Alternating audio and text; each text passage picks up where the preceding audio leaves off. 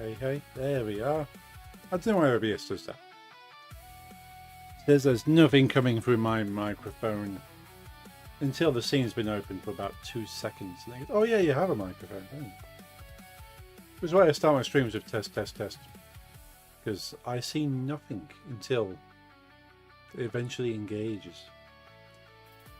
Panda Mike, hey Cobbler, how's it going? Good to see you. Hey Dev Player 7, hello. Welcome in. Hope you've all had a good week.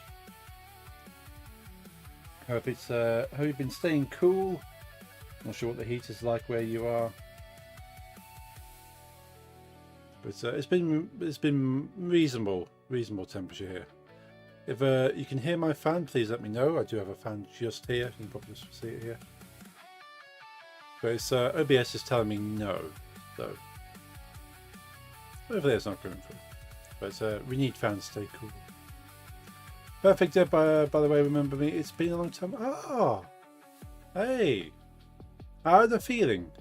How are the feelings? Oh, it's good to see you again. Do remember. Yeah, Dev Player 7.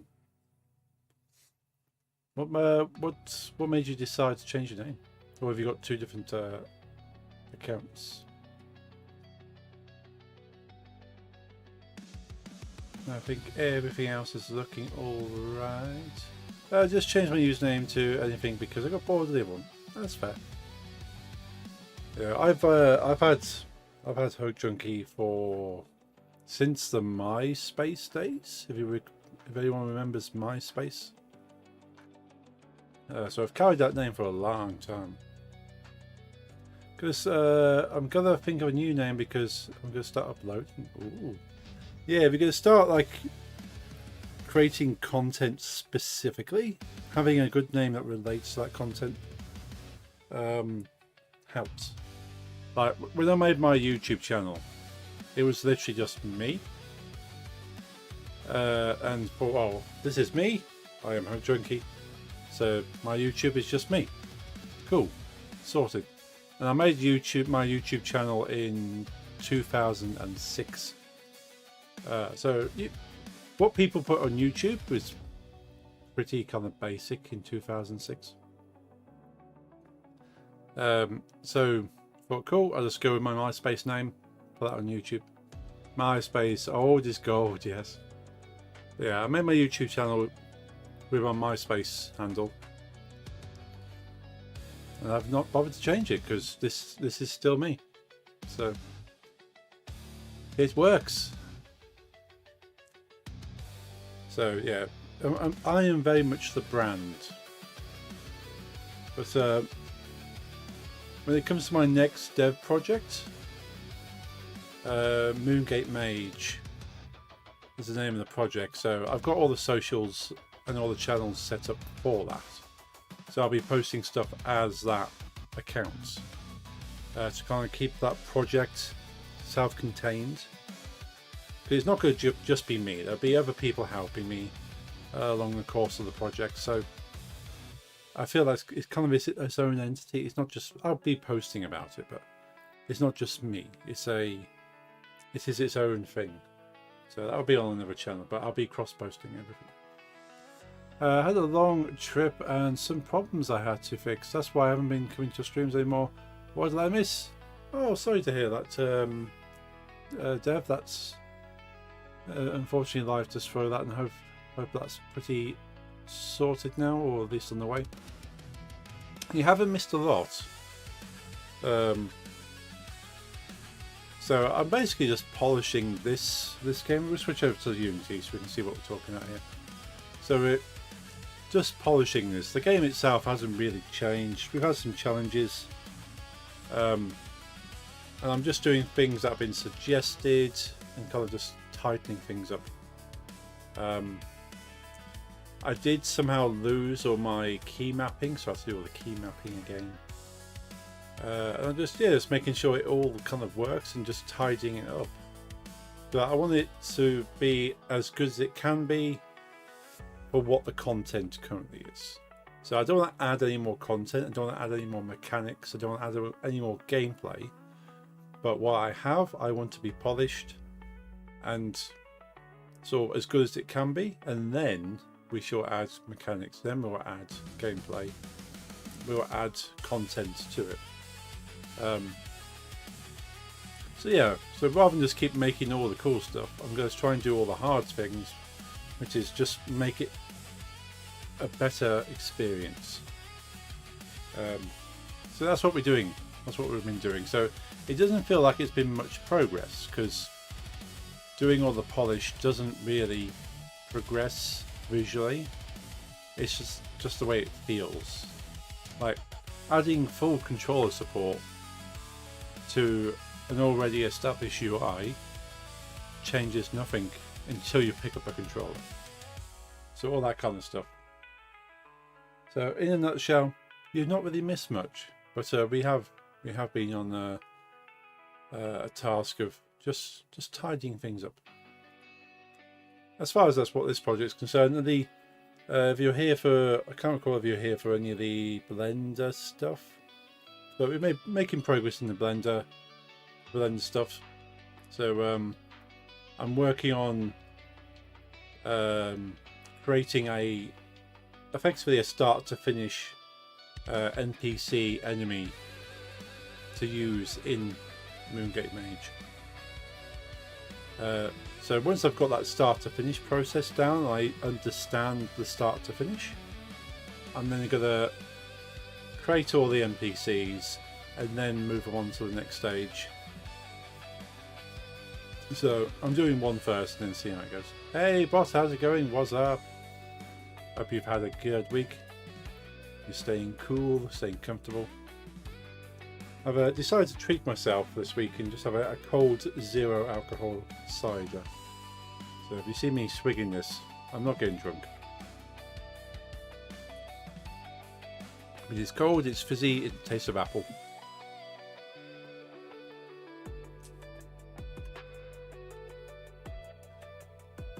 But yeah, we're doing some polish today. Quite right, how are you doing? I'm doing alright. This week's been okay. It's been a pretty chilled week. So yeah, I'm happy it's come to the end of the week. Sugar free, unfortunately not sugar free. It is alcohol free. So the sugar content of this is still not healthy. I can tell you how much sugar is in it. It's got the nutritional. It's all written in a line.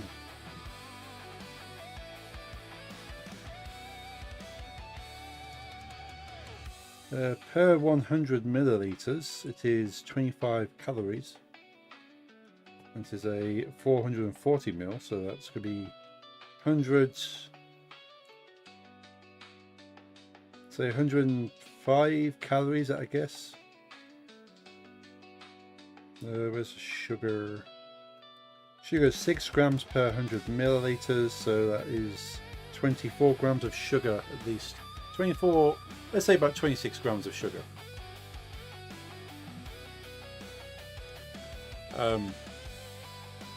So that's a lot of sugar, realistically. I can't tell you what that is in any other metrics, but in grams at least, yeah, it's going to be about 25-26 grams of sugar.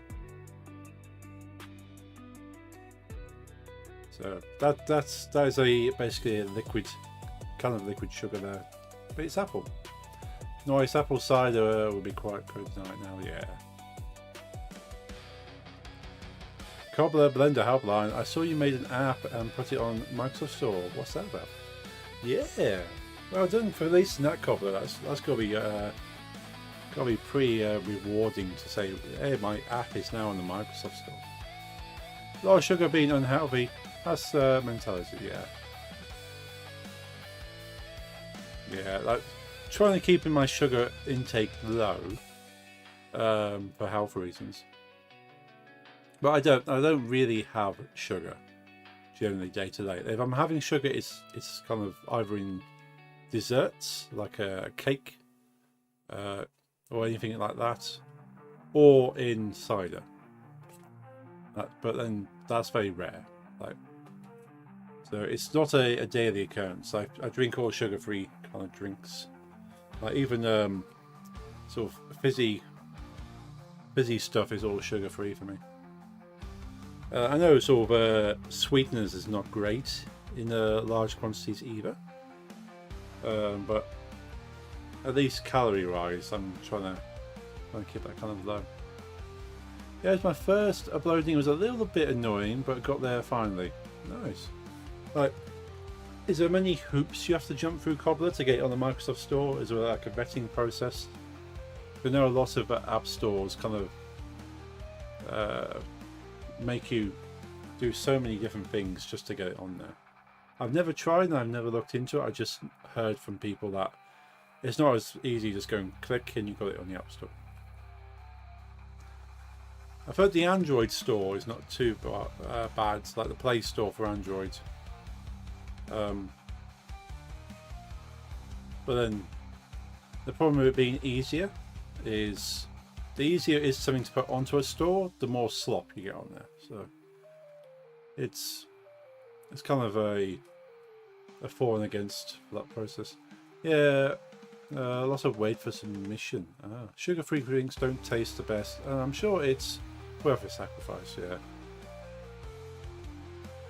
Yeah, I've kind of tuned my taste buds to kind of just be okay with sweetener. Some issues still there about update my screenshot, so I left the old screenshot. Okay.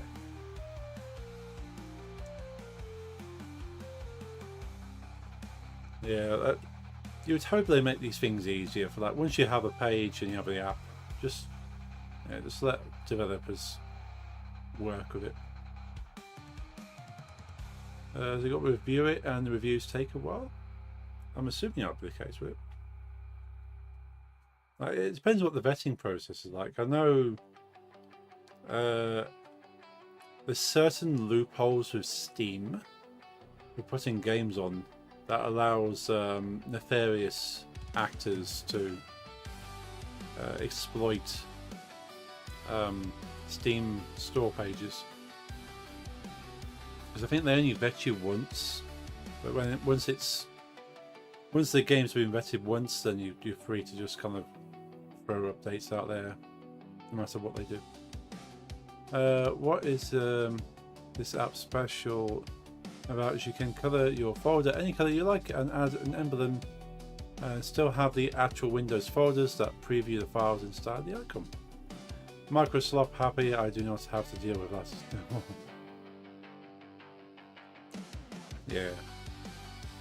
Yeah, unfortunately for me, the computer I'm currently using is Windows 10, and the hardware is not good enough for the Windows 11 criteria. But I'll have a new computer by about 2 weeks' time, so I shall look into that on there. Yeah, there's also the issues you have to fix and upload and wait again. Yeah, so that makes it hard if you want to do like hot fixes and things. So if you go, oh, there's a bug, and people are complaining, go, well, I've submitted the fix for it, but we have to wait until Microsoft approve it, and then everyone can download the fix. That's pretty cool. Do not to take anything away from your app, but Linux is super easy. Yeah, what's the App Store?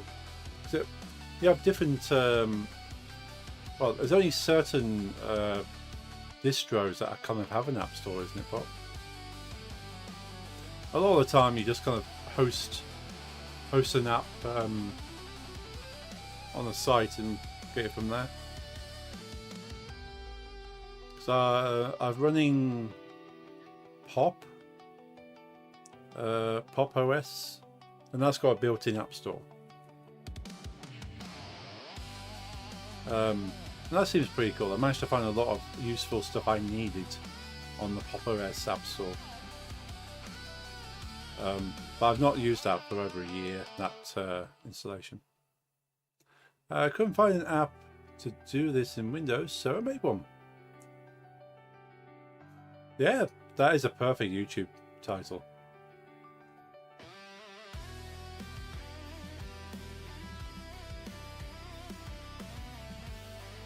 Yeah, it's unfortunately like a slider of like convenience to bloat. So the more convenience you want, the more bloated and less control you have. Well, there's a lot of stores, but some distros have built-in, but like I prefer to use the CLI to install applications. That's fair. Yeah, let's keep it old school. Yeah, I've been a Windows user my entire, well, I say my entire life. I used DOS when I first started using computers. Not to age me too much, but my first OS was DOS, DOS 6. So yeah, I've grown up on the Microsoft ecosystem. Going now, Barbie. Next stream. Goodbye. Thank you for dropping in, Dev. Good to see you. Hope you have a good break, and I'll see you next time. Greetings enough. How's it going, Jeffrey? Good to see you. Hope you've had a good week. Also, a feature to cover all the selected folder or subfolders. Ooh. So I can see that being very useful, Cobbler, like especially on my laptop, because I want to use this laptop, this newer laptop, to do my DJing again, and having color-coded folders for different music genres or different categories of music. Very easy to go, oh, I can just go to the blue folder and pick out all my heavy metal stuff, or I can go to the red folder and get all my trance. And it's just quick, easy.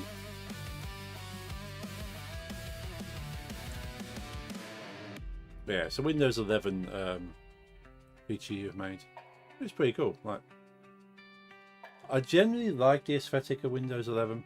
They've not gone too crazy. Like previous iterations of Windows, they try to make them unique. They've gone for simple kind of UI with 11, but at the same time they're missing features like colouring the folders.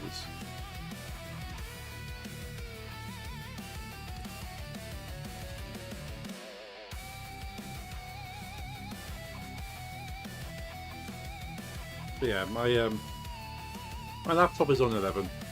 My PC is on 10, but I say my new PC will be on 11. I wasn't about to release it for free, but then I worked a whole week and then changed my mind. Still, let's try and make it cheap. Yeah, that's a reasonable price. Like you've put some time into that, and especially if you're expected to maintain it. Like if you go, it's a free app, and just throw it out there and walk away. You go, fair enough. It is as it is. It's unmaintained. Use it if you want. But if you plan to maintain it, a small fee makes sure that app can be maintained.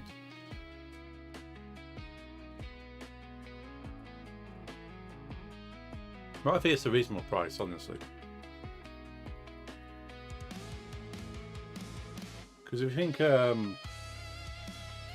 anything that's useful to you, you should really look at, if it's donationware, dropping the dev a little donation, say, hey, this app is cool, this is helping me, here's a little bit of money. Like the chatbot I'm using, Mix It Up bot, is completely free, but I'm paying into their Patreon because they update it completely free, they maintain it, they keep adding features, they keep adding stuff people ask for. I'm like, cool, but I don't mind giving them a little bit every month, and I can cancel when I want. Rap, fuck the police by NWA for me. I think I know the lyrics, but I'm not about to try it. My internet shut itself after I sent that comment, so I didn't hear what you said. Oh no. What was your comment about?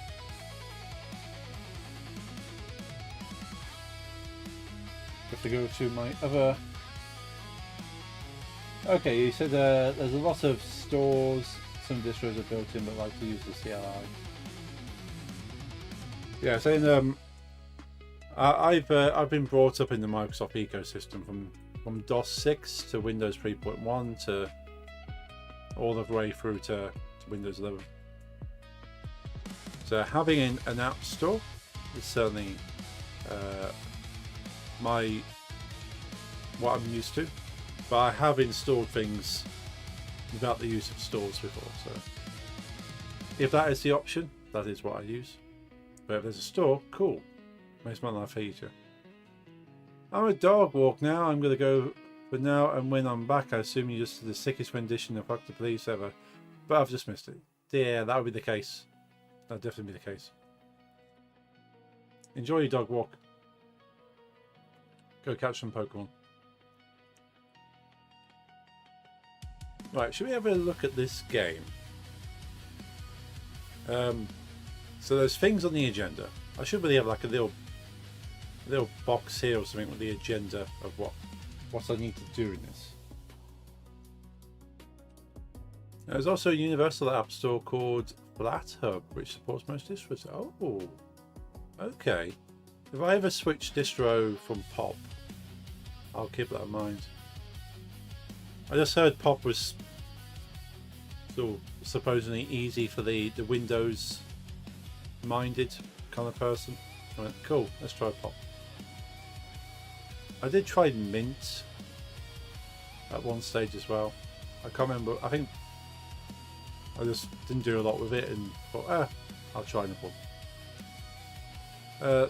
The art of package managers and app stores on Linux should be a whole university subject. Yeah, that's kind of a skill in itself, I suppose. Canonically developed Snap 2, which sort of is universal. Okay.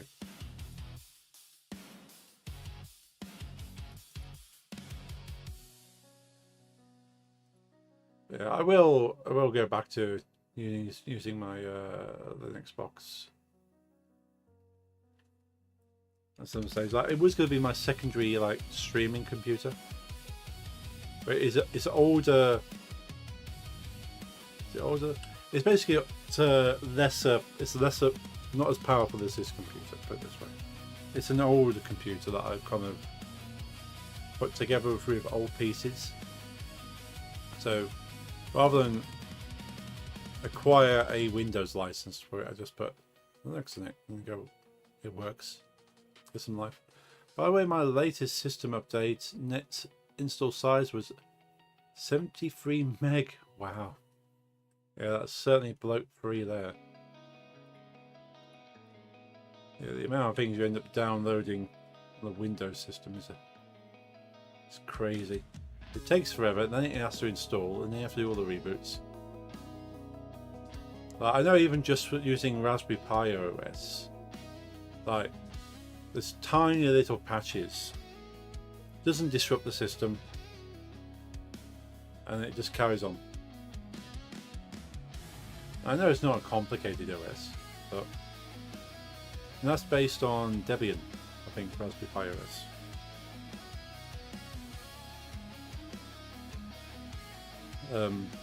So yeah, I'm very impressed with that. Super light OS, and we use it for a lot of kind of small gadget things in the business.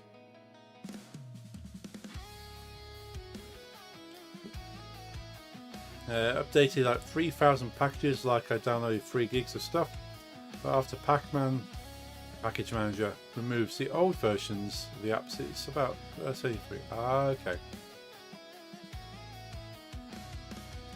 Okay, so the net kind of update is 73 megs, but yeah, that makes sense.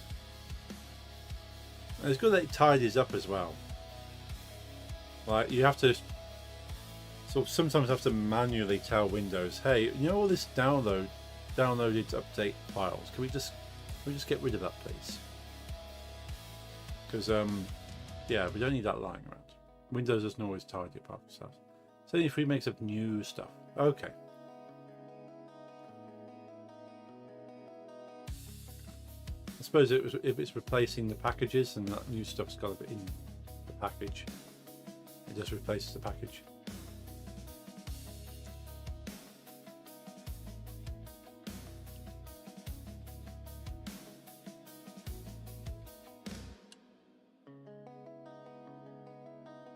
One of the feedback things we have for this game is making sure it can go full screen rather than just windowed. This could be something like this, isn't it?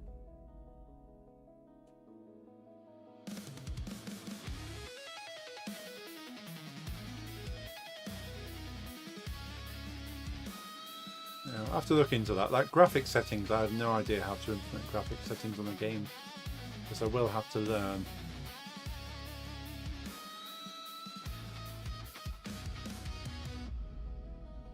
It's funny, the music I've downloaded on Spotify is more than the total download size of the new Linux kernel, new drivers and new applications. I bet music is massive. Like most of my hard disk space is taken up with just media. I'm pretty sure I played demo in full screen. Yeah, you can go, I think, is it full screen? Possibly, yeah. It's been a while since I've done a full kind of execute test. So I might have already achieved that. I just remember one of the feedback being, can we have it full screen?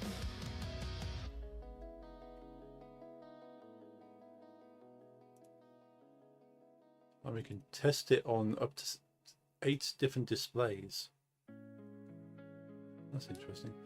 Anyway, so tasks need key mapping. So if we do the key mapping, input system,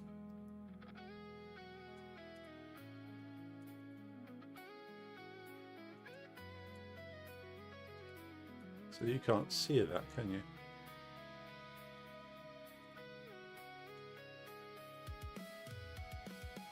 So main menu. Main menu, I've got on the keyboard, it's the escape key. But if we add a binding to main menu, and we say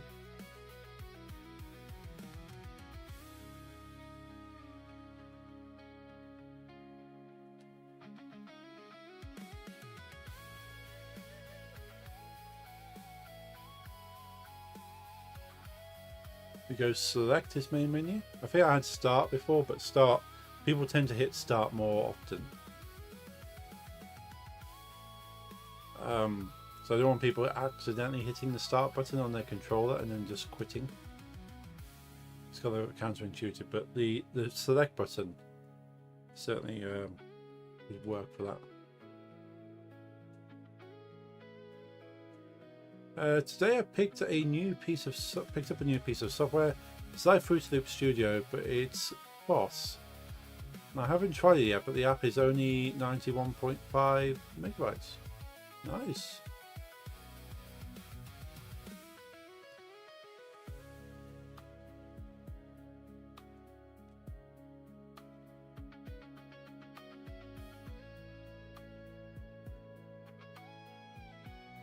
Main menu is select. Options. Options will make the start button.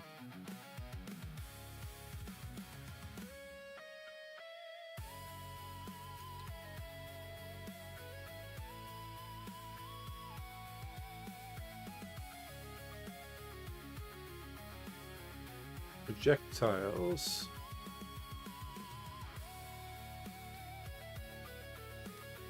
Projectiles will make the shoulder button. Should we make it the Y button?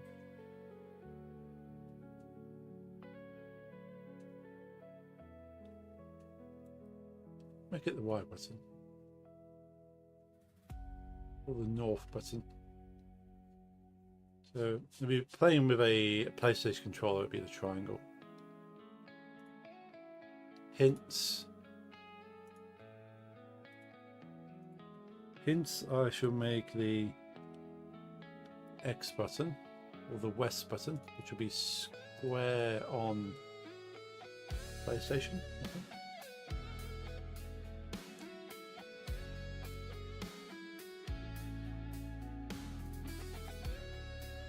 See my latest post about how I made the icon for the items in my game.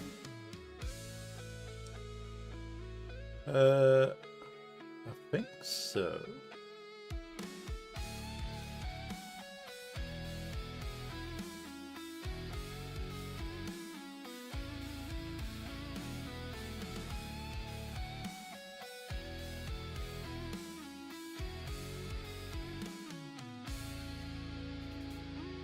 Was that on Blue Sky? Was that?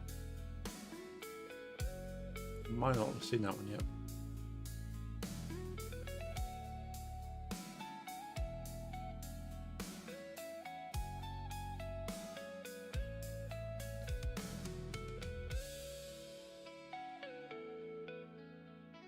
It's really, actually really cool what you can do with viewports. Oh, Blue Sky.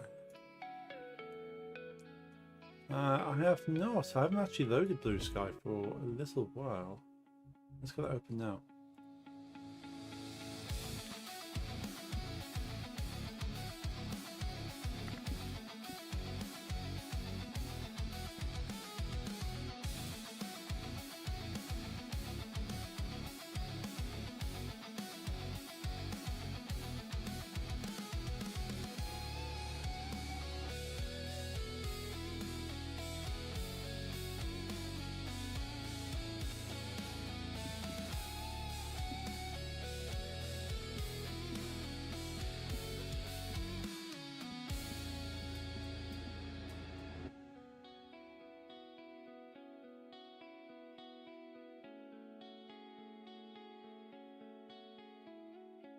It's just a screenshot of the Icon Studio scene to me. Oh, nice.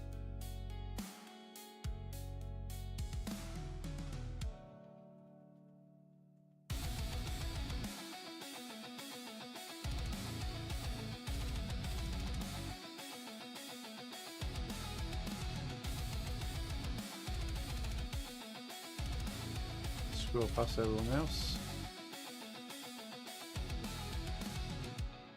When I press the batch button, it cycles through all the items which I want it to take pictures of it and takes them and saves them to icon directly. Ah, that's pretty cool.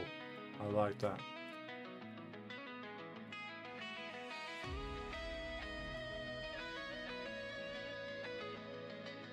I don't even follow that many people on Blue Sky. I think the algorithm tends to like to hide you.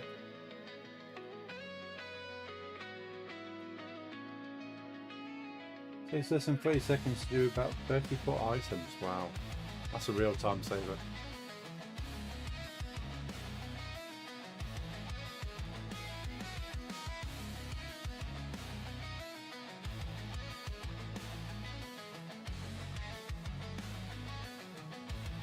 It takes that long because I have to wait for the display server to render the latest frame. Ah, yeah.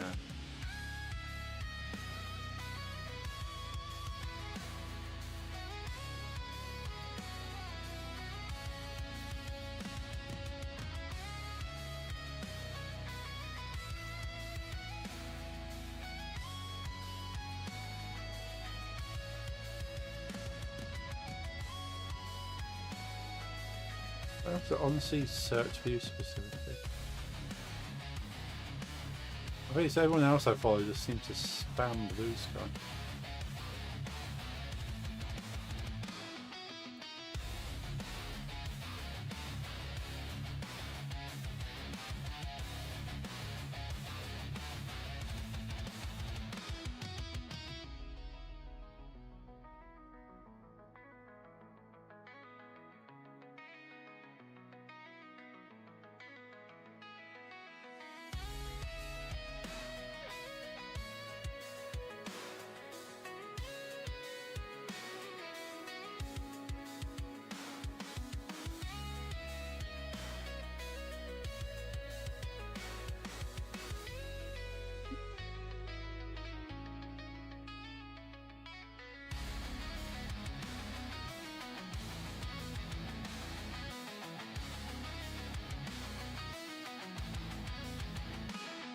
I've got to search for you.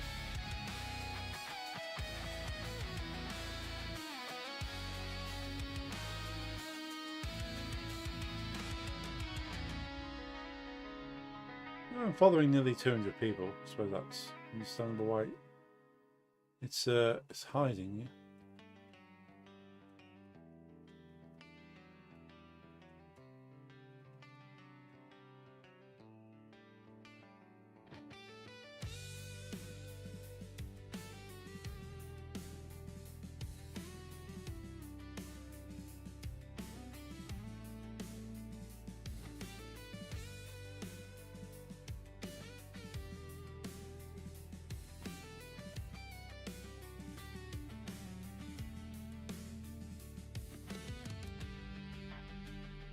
I can't believe I've reached the part of where I have to make my game a game and not just creating game mechanics. All the systems are in place. Just gotta use them now. Yeah, that's apparently one of the hard things to do in this kind of indie dev scenes, that the playing around with making fun mechanics is so easy to stay in that area. You know, I just want to keep making cool things. But then eventually you have to go, well, I need to turn this into an actual product. It's not as fun, but I do like the challenge of that.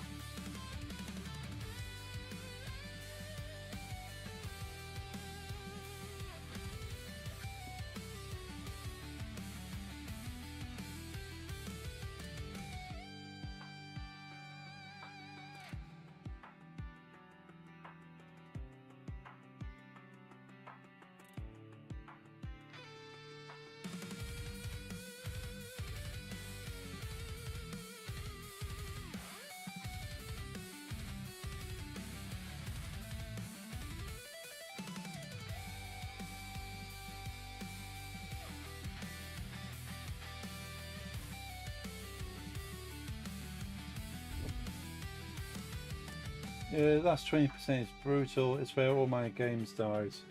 Yeah, I've seen so many sort of forums saying, yeah, I just can't get into that area. But that's what I'm tempted just to skip this and go straight onto Moongate, but I'm not going to.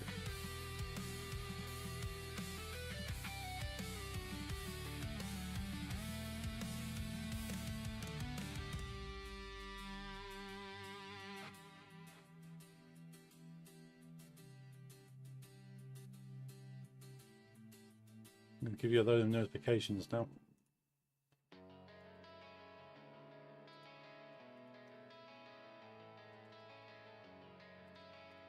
When I actually start getting with Moongate, I'm going to have to follow your lead and just keep posting updates.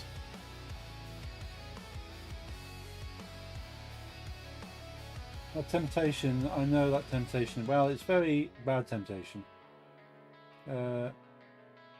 Worse than lust, yeah.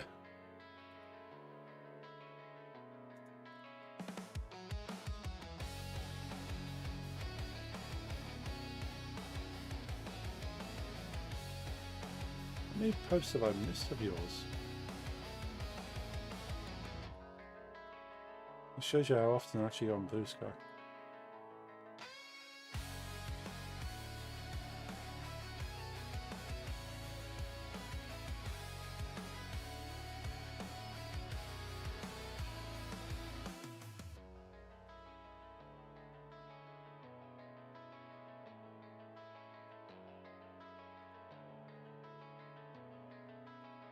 There's some great progress there, though.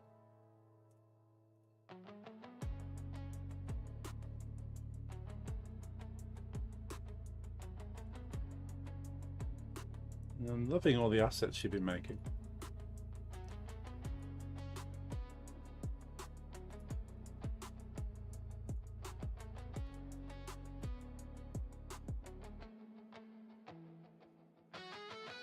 I caught up with myself. Blimey, it's been about a month since I've been on Blue Sky, it feels like. Thank you for being pleased for the ambush and notifications. That's okay. Yeah, I haven't seen any of your posts for a month, it seems. But I've rectified that.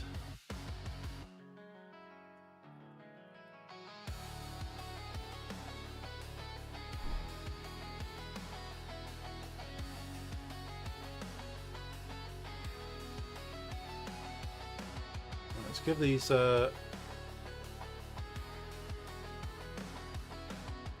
key mappings a test. Appreciate it very much, no problem.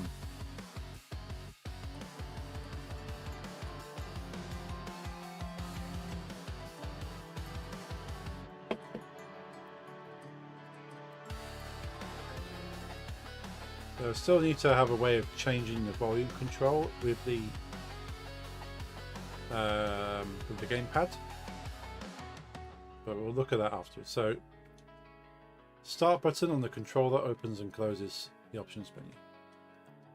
The X button doesn't do anything. Y button opens. Oh, X button's hint. Y button opens and closes the projectile menu. So if I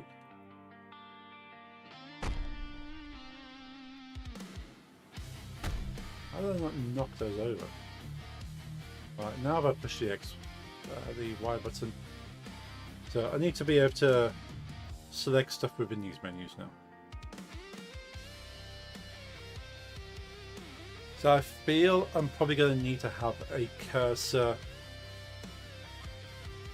of some sort.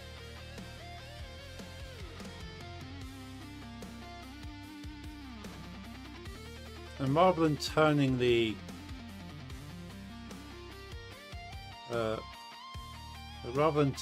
actual beverage when the menu is open, it should switch the left and right controls and the up down controls.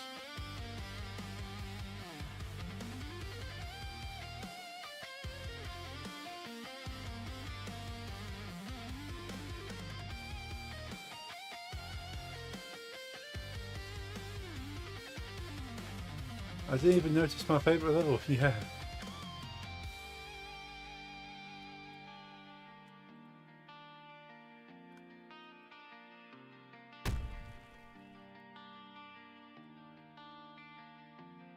It is the dual structures.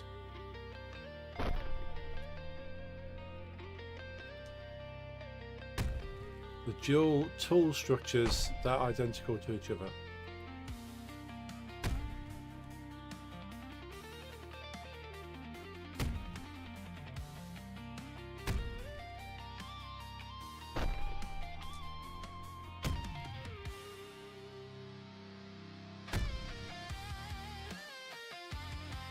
I'm back. Welcome back, Jeffrey.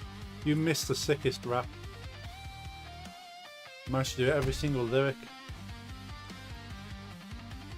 Twinsies. Yes.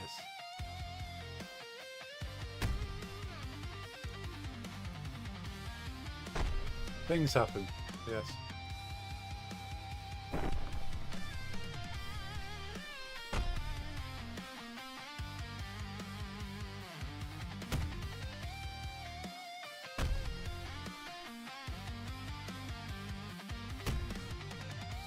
How was the walk? Hopefully uneventful.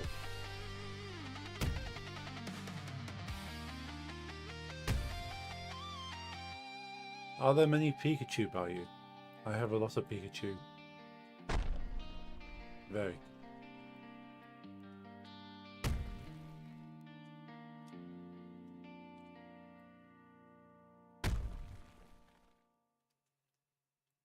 Some types of Pikachu I've never seen before. Pikachu Fest. It seems so insanely. Yeah, you missed a even freestyle bit at the end of the rap. Yeah, I just went wild with it.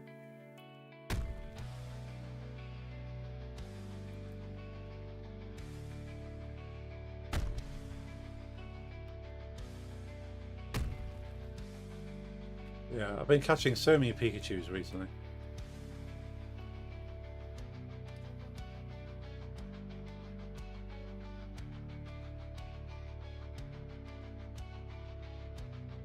Restream doesn't send YouTube to Twitch chat anymore, by the way. Oh,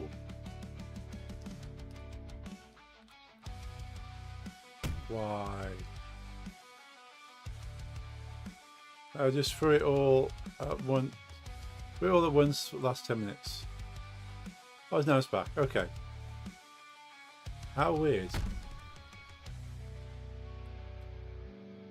I'm gonna say I'm pretty sure it's been coming through before.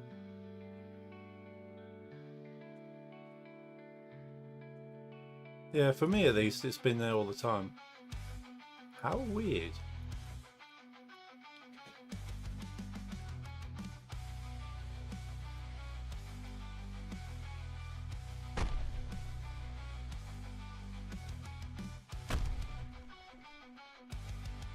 I'm just going to knock a few more of these panels on the buildings. Is it enough to test the hints? Yeah, there we go. So pushing the X button on the Xbox controller shows the hints.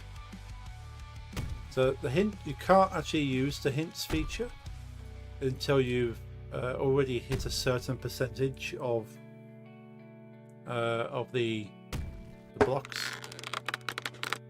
So I probably should publicize what that percentage is in some way or form. Otherwise people go, well, the hints feature's broken. I can't show the hints. But it's only supposed to be there for you to catch the last few bits. Otherwise it's like, well, why are you using a hints feature when you've not really hit anything yet?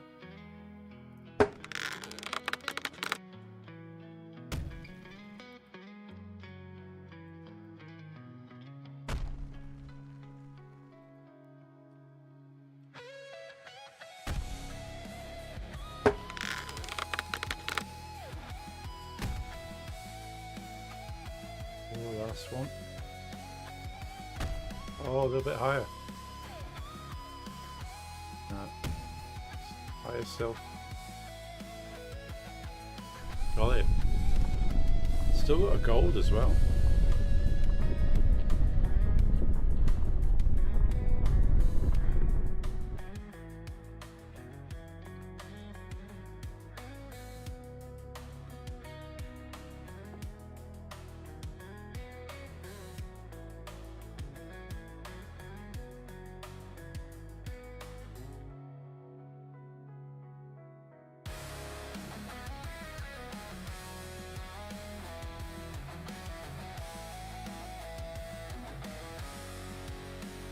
I was thinking of making in-game blocks to actually hit, to select play again or next level, but I don't know if that's going to be as user friendly, because unless they're massive blocks, they have to be huge things, and it will have to cover up the level.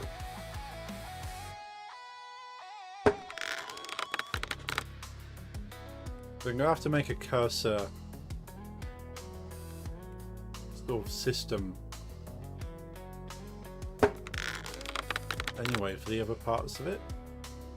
So if I'm making a cursor system for the menus, I might as well apply that cursor system to play again in the next level.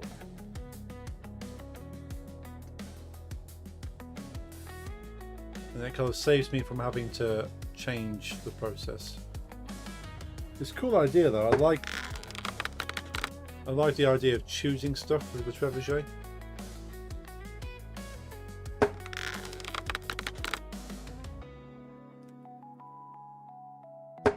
But I'll use the cursor system first because I need to make the cursor system for the menus. So we've done that. Let's go main menu. So it brings back to main menu. So I'm gonna have to have a cursor for this screen. So you can go up and down the controller, select the option. So there's no point adding an extra system where everything else is being handled by a cursor system. So should we work on that?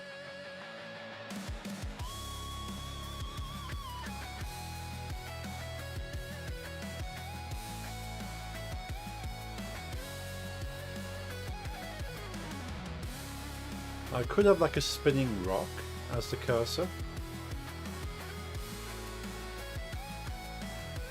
Something that kind of is in theme.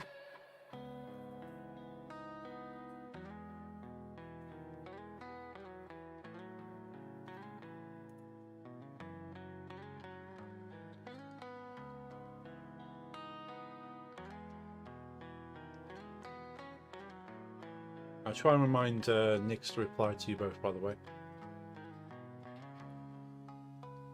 Didn't get a reply until about 6 o'clock myself today. No rush.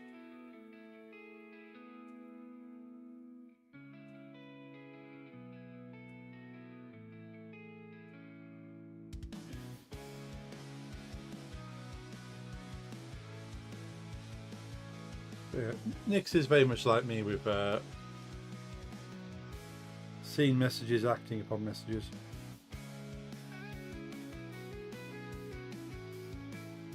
But I shall speak to them after the stream anyway.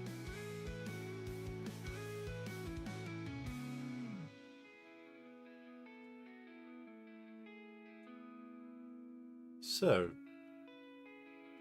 for a cursor system, I think there's going to have to be something built into the UI that I show and hide.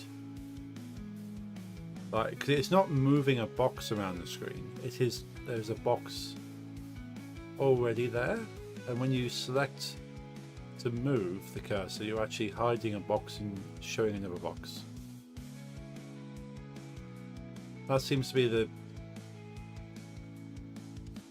sensible way of doing it. So for this play again in the next level, for instance, there'll be something to highlight the play again and something to highlight the next level, and only one of those will be visible at any one time. Same goes for the main menu. Main menu have indicators against every single item, and then you show and hide them in sequence. I think the easiest thing to do will be do it on the main menu first, and then we'll apply it to the rest of it. Scenes, main menu. So should it be a rock?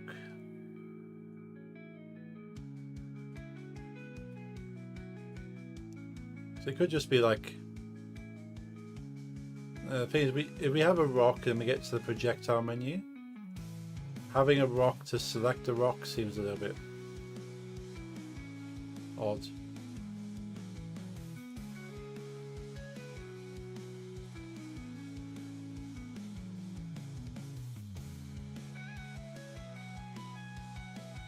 Should we just make a generic, unstylized thing first? And then we can change it later if we want to. So let's grab like a chevron. The chevron is always very good to work with. Let's find a generic chevron.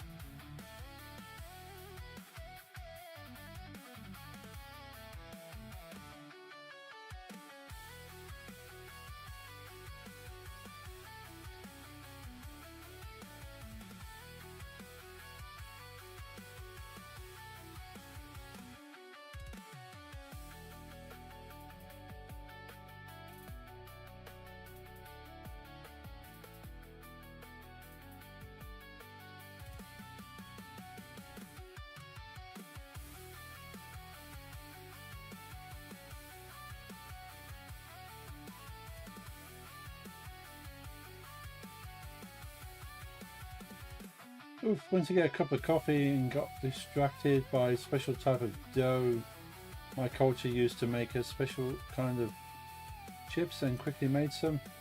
What did I miss? I sound like a very legitimate reason to get distracted, to be honest. We were just testing the buttons, so you've not really missed anything. We now got to look at creating a cursor highlighting system for indicating which button you're currently selected, if that makes sense.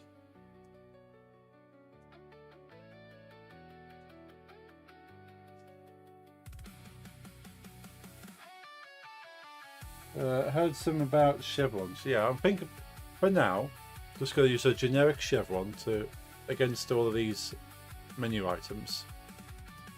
So when you push up and down, the chevron moves to say you're selecting this one. Potentially for this scenario, I could go down the web route and have the buttons highlight. So where the writing is in white, I could have it in another color. That could work, I suppose.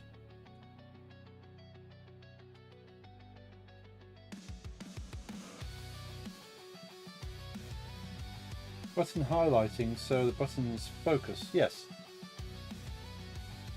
So basically, just want to be able to, on the menu screen, determine which of these buttons are highlighted. So I could do it by a different sprite. Swap the sprites out. On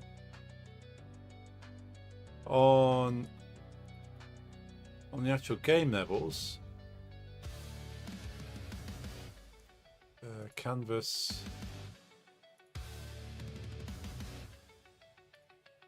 so projectiles. So I need some way of. Doesn't Unity have something that handles that already? I don't know. I might have to Google that. Yeah, I wouldn't be able to select any of the 8 icons here. Yeah, I'll do a quick Google, see if there's anything for switching between that.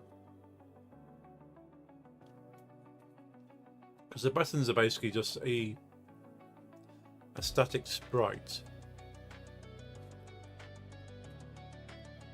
So I suppose we'd have to build whatever the highlight would be. Because if I select, open this up. So this is a button? Yeah. So this is a button on the right hand side now. So I've got position, size, source image, and the on click. But the on click is dynamic, so I don't manually assign the on click. And for the actual script behind the button, I've got 2 sprites already, which is the locked sprite, the unlocked sprite, and then an ID number, which is a 0 to 7. And these white boxes get populated with whatever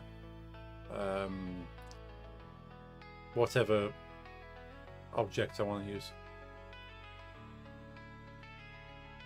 It's freakishly powerful UI. Ooh, okay. I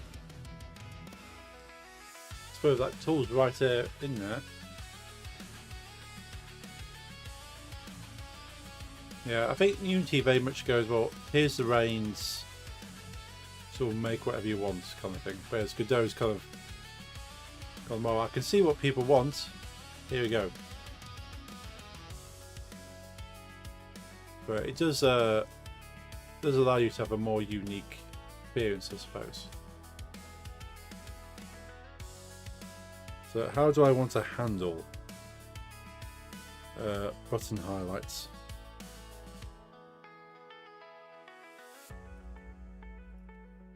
It's got transition there, color tint, interactable, highlight. Oh, I've got a highlight color. normal color, highlight color, phase color, selected color. How do we work with selected color then?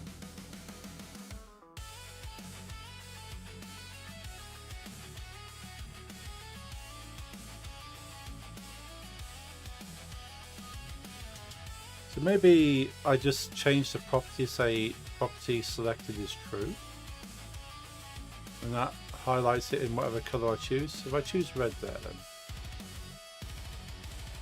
so the selected color is red. Let's have a look in the code. Maybe there is something built in bot. Let's have a look, see how this works. So there's a property for selected on the button. Let's see how it works. Nice part of Godot is it doesn't force you to use its nodes. You can literally make everything yourself. Are you pleased to do that? Ah, that's cool. Yeah, I hate stuff that kind of boxes you into. They go, well, this is the way it has to work here. You go, no, I want to make my own thing.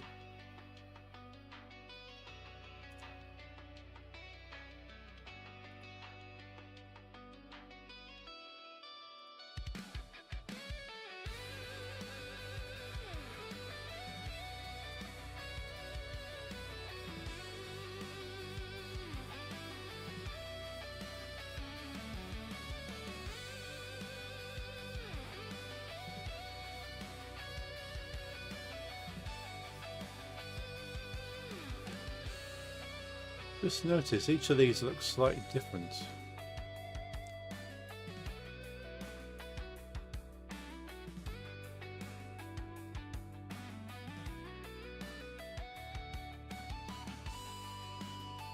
Well, they should all be the same size boxes, but they all look very different.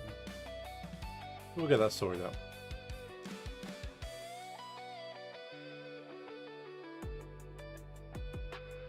Oh, you can probably do this in Unity too, but Godot exposes the rendering server. You can do whatever you like with it, so you can manually write graphics to the screen if you're special like that. That'll be fun to play with.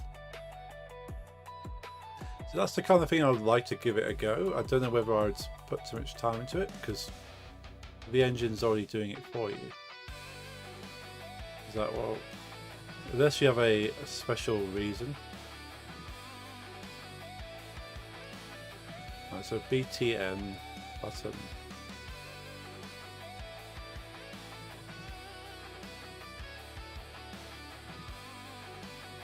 Let's write a new script in here. So public void button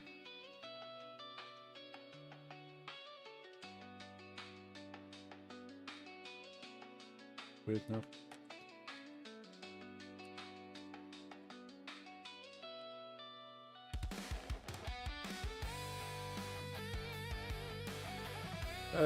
Heard people use it for optimization. It's apparently not hard to do. Ooh.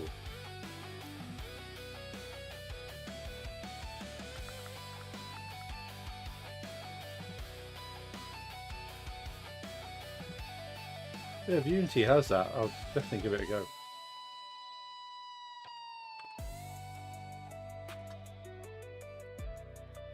Yeah, button.select.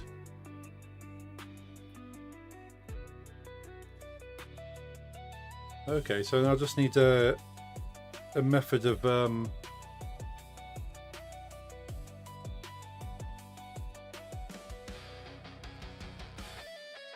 activating that.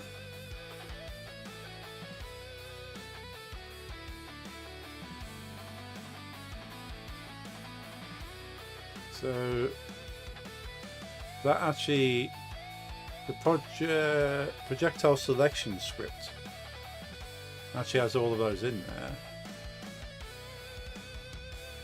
Edit script. So effectively what I want is to be able to move to the next button in the array. So we've got game object, an array of game object called projectile button.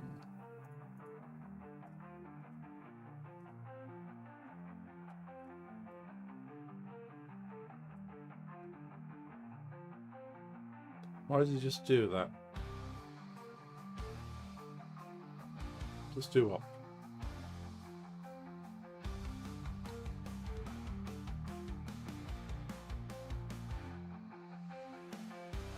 Well, make a function to do a simple select.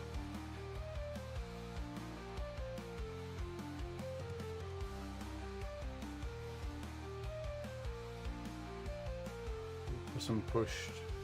I think I'll probably do a cycle.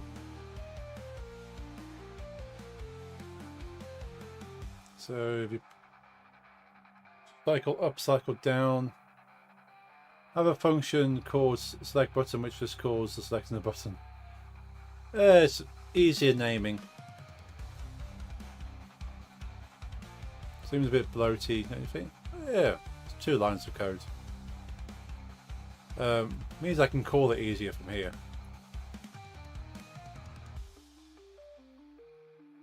So rather than kind of going projectile button dot select, I'll just go projectile button dot select button.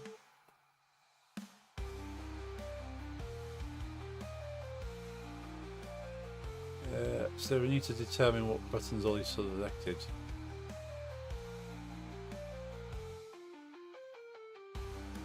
Oops.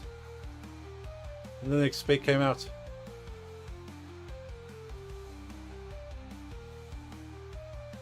Yeah, it's making stuff easy to read. Those or button.select isn't that hard to read. It's like having select rock here. Select rock doesn't do a lot behind there, but reading rock launch.select rock is very easy to understand.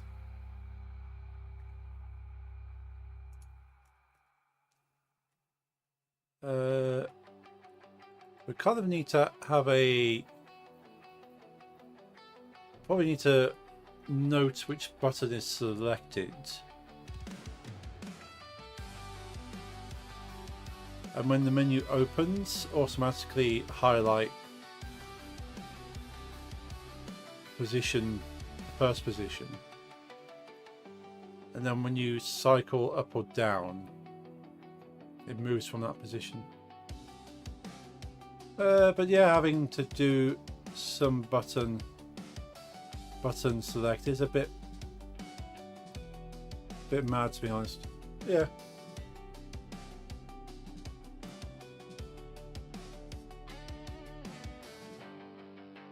Just ordered 11 CDs. Used to be 11. It used to be 10, right? We showed them.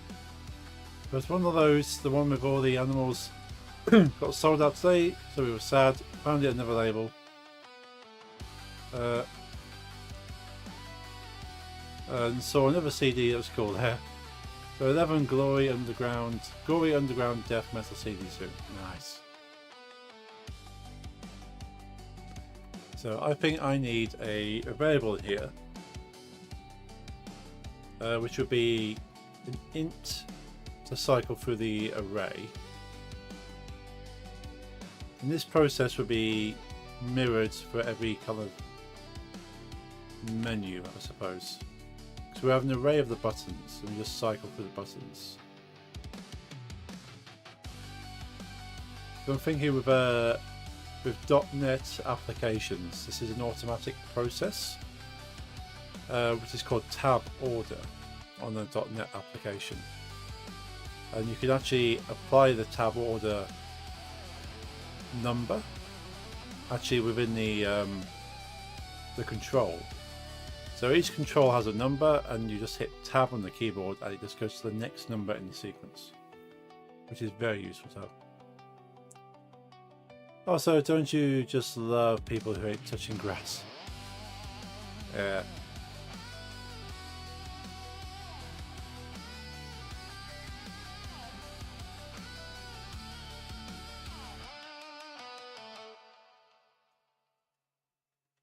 I've arrived and sell emotes, enter credit card details if you are qualified to purchase. See if you're qualified to purchase premium emotes. Hey Lisa, how's it going? All those awesome emotes. Wait, I'll tell you the story now. What do you mean tab order?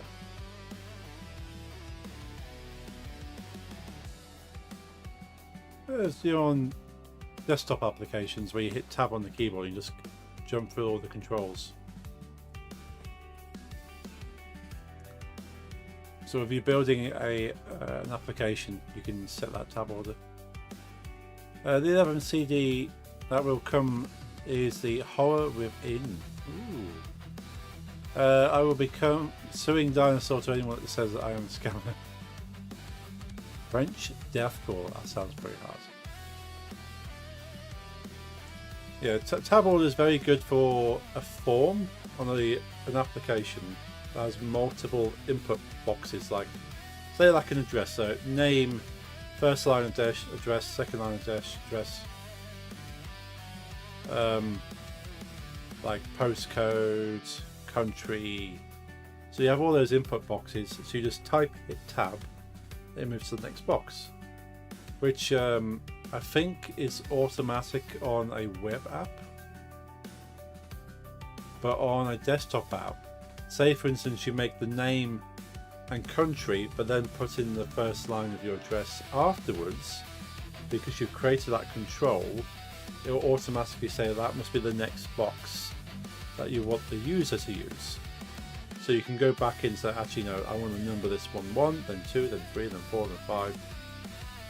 So when you hit tab, it goes through. So I always spend a bit of time after I've finished creating a form to make sure the tab order is correct. But yeah, basically what I'm going to do here in this code is to make a tab order kind of function to mirror what the .NET has built into it, at least for forms anyway. Yeah, one good thing they did, yeah. Like, there's a lot of cool stuff in .NET. So coming from .NET to mono behavior is a little bit, I go, oh, there's a few features missing, but because the UI builder is different in this compared to .NET UI builders. Madam, not a scammer, YouTube blocks me from entering credit card detail. Godot has implemented it too, so it also gives you control of able to select which UI element is supposed to be selected afterwards. Nice! That's pretty cool. YouTube is boo, but you are forgiven. Yeah, I don't know. Before I do this, there isn't a... Because it would have to be a tab order of everything on the canvas, wouldn't it? Let's have a quick look, because I didn't know there was a selected colour.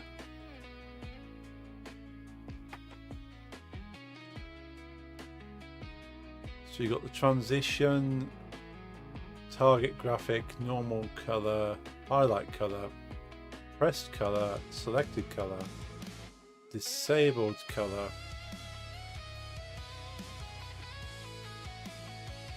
Yeah, there's no colour tab set up.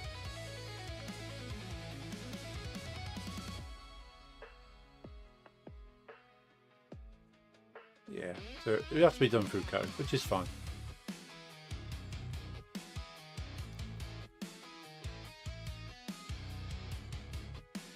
Also the Godot feature that works with tab order also goes hand in hand with the controller support.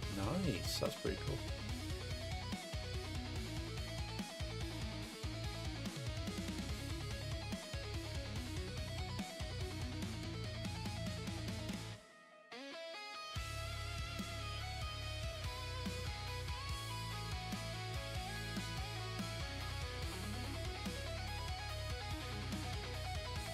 Yay, mum, not scammer, forgive me. Also, where's my Smash Runner soup?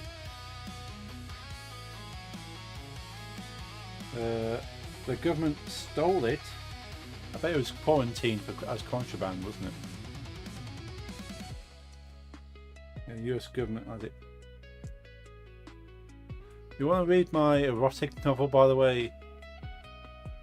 Beza Sir the Bush and Beza the Bat. No, I'll give that one a miss. Either way, the reason I asked you Don't you just love people who take touching grass? It's because... Oh yeah. There's always people that need to be touching grass and they don't.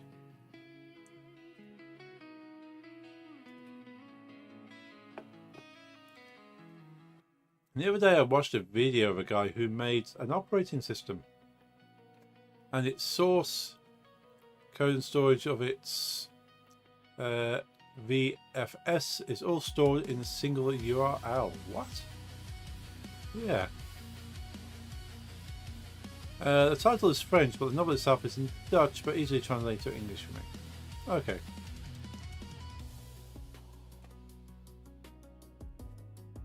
I think France just declared war on England for that pronunciation. Probably. But then they're French, so I don't care. The French title means a kiss on the mouth, a kiss down below. Oh, okay. So it's what they refer to as French kissing between your legs. It's not a full OS, but it has a VFS, process management, text editor, a basic shell, which is just a command dispatcher, but damn, yeah. That's impressive though.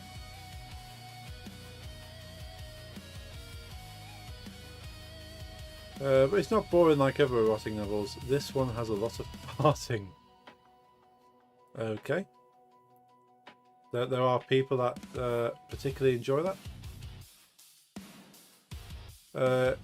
Because it's just a data link, which also restricts the OS even more. Oh. See, there's people out there that have too much time and just want to challenge themselves, which is fair enough. And that goes for making OS in a URL as well as reading erotic novels or parsing. Both seem quite challenging.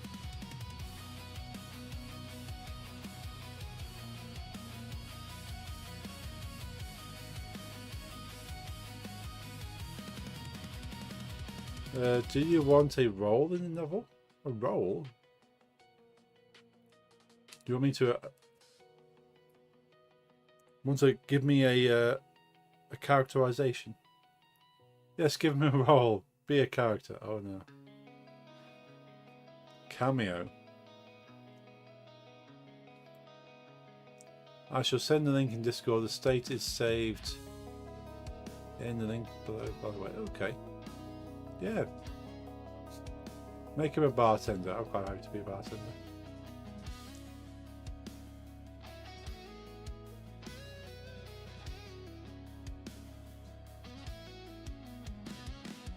Yeah, give me a role.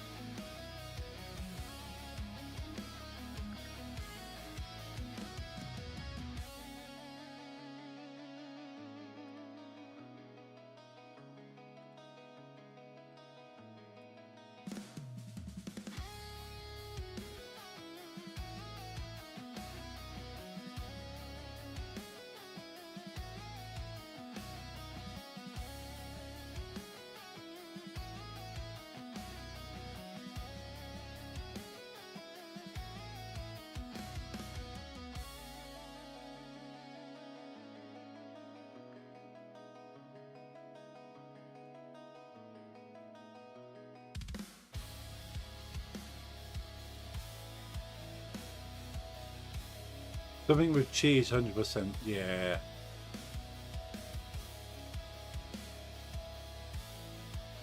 Infinite wisdom, the longest beard.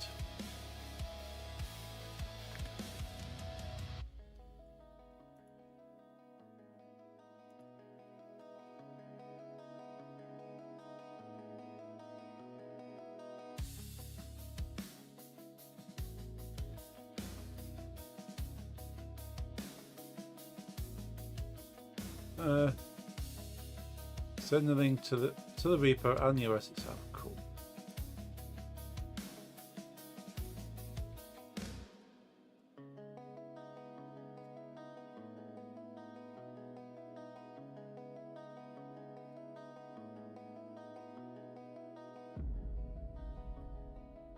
Make sure I've not missed anything. My bot seems to be a little bit off. And I think Restream's a bit dodgy as well. Cool, thank you for that bot. I shall check that out after the stream.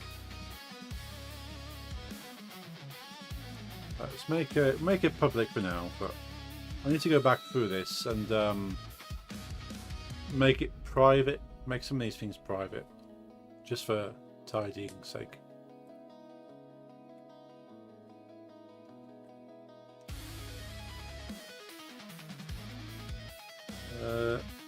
Make this a int.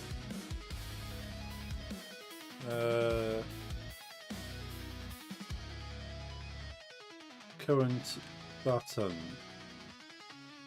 Because I could do current rock ID, but it's more the button, so current button ID. And that will start as 0.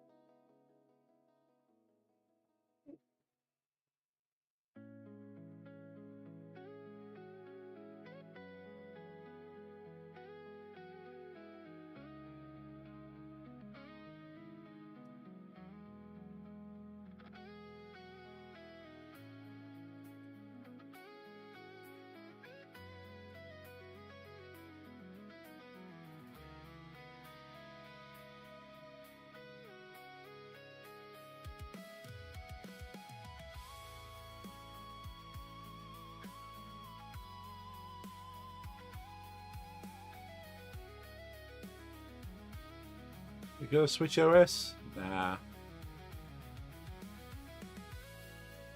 It's interesting to see what this an OS made in a web. When you go to Temple OS, I knew you were gonna mention Temple.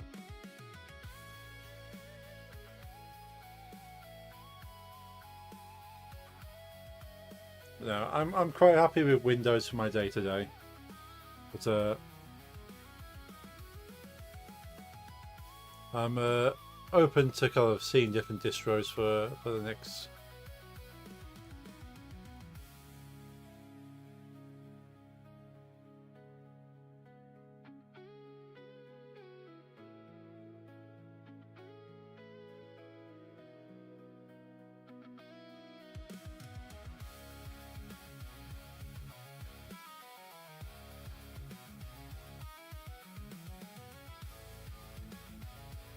By the way, I have to send them as files because they're like 2K characters. Ooh. Yeah, that's okay.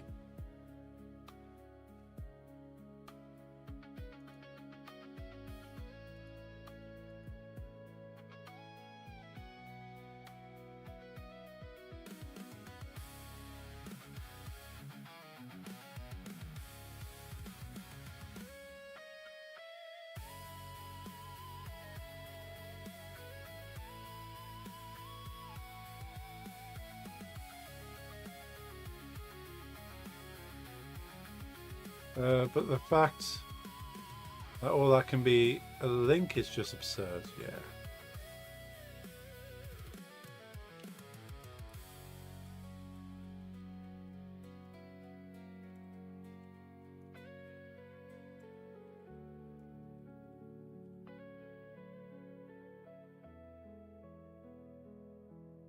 He did it with JavaScript of all languages. Someone needs to check on them. Yeah. That's a bit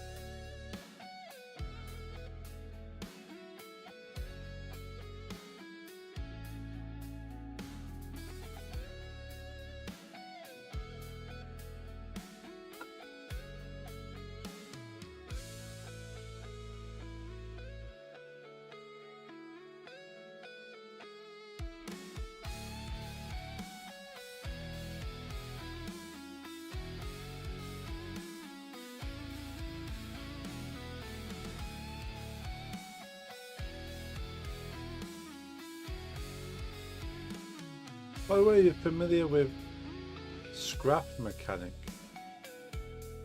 Is that a game? Or was that a is that a protocol? It sounds like it could be either.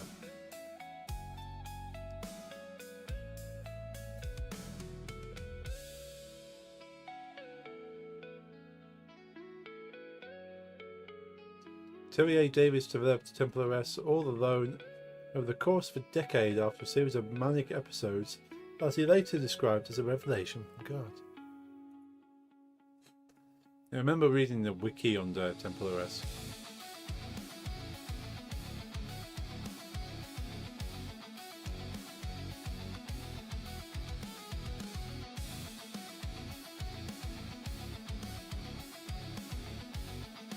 I'll check out those two standard OS ones.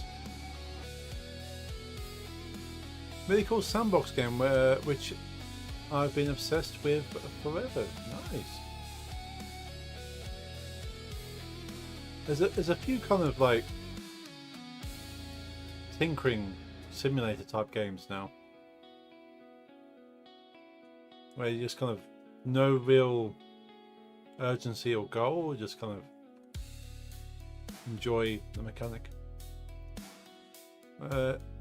Decade after its first release, its final 1.0 and the trailer for 1.0 is sick. Ooh, I shall check it out. It's something, yeah. It's impressive that somebody made that, but you'd have to be, I think you have to be slightly mentally unstable to make an OS from scratch.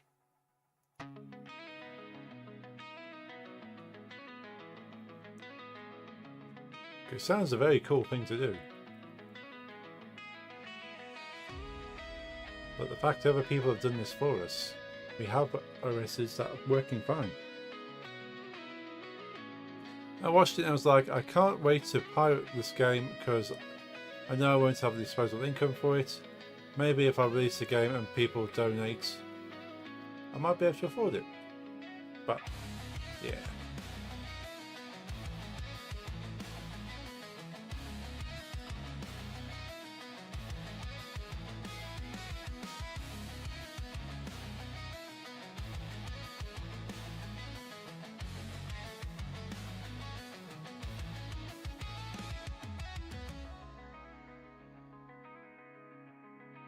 Terry Davis, best programmer ever, prove me wrong.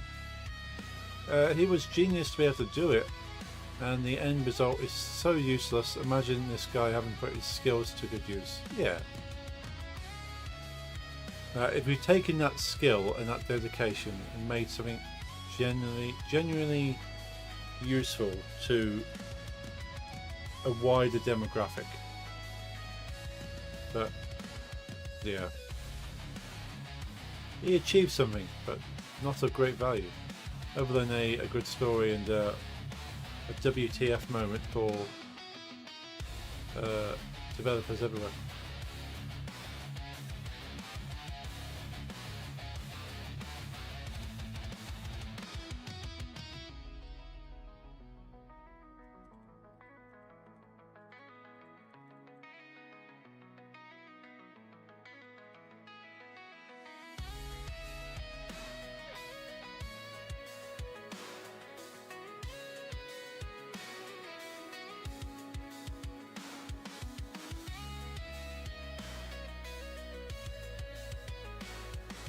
But you someone has daily driven Temple OS for a week or so.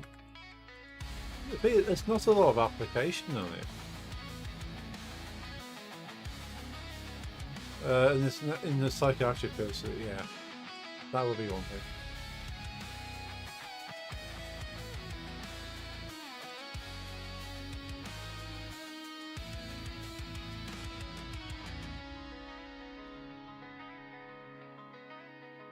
Okay, so let's just read this AI suggestion here. So, current button plus plus, yep. If current button is greater or equal to the projectile button array length, then we set it back to 0.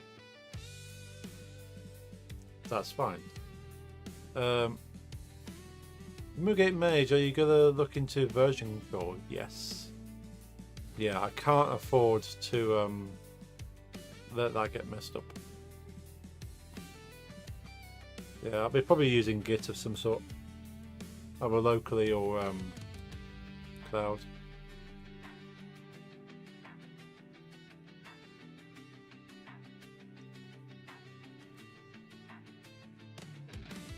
Kind of abandoned version control at work at the moment, which is not good. Need to get back into using it.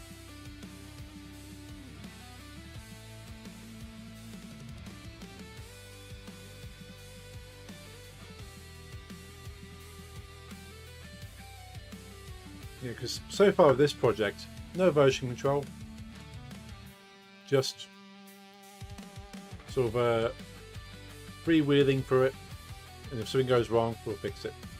But that's mainly because this is a learning thing. If I make mistakes, I have to learn how to fix them. I don't want to screw up anything that I've been working on for a while. I also want to use it, but with Codebug instead, or maybe another deprecated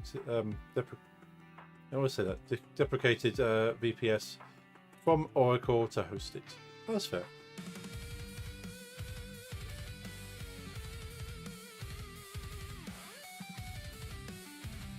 Yeah, I've been using Git, and Git seems to work quite nicely.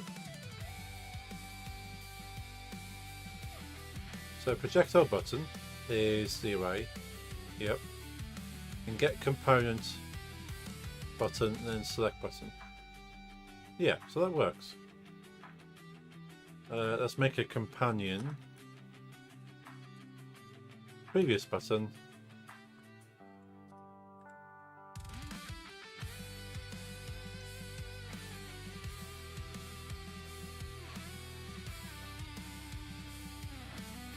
Cool. That does the same thing. Awesome.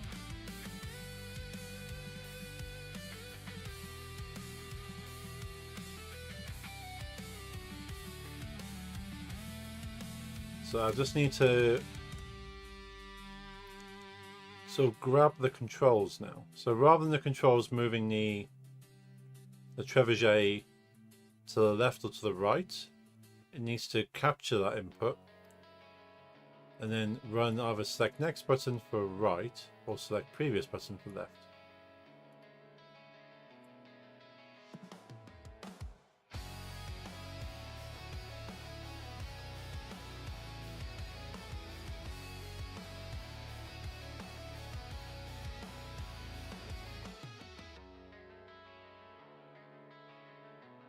I suppose I could. No. I'm going to try and put it into the control somewhere. Where are my controls held?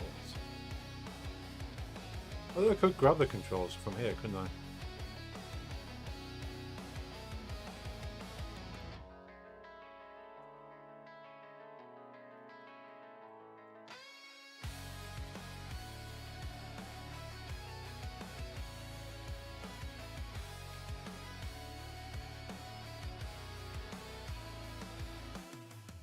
Wait, are you signed into your IDE?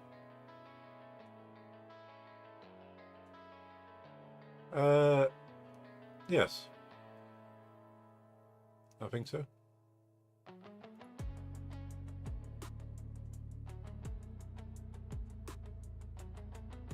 Settings.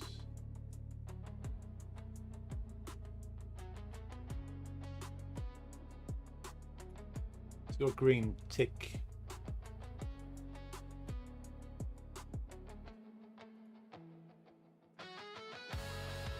Pretty sure I signed into it.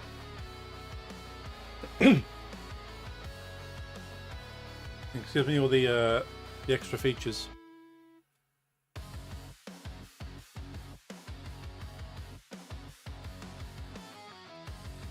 Yes, because that's normal. Yeah, Microsoft for you. Because Visual Studios is a Microsoft product. They like you all to sign in, don't they? Oh yeah, I'm signing at the top there.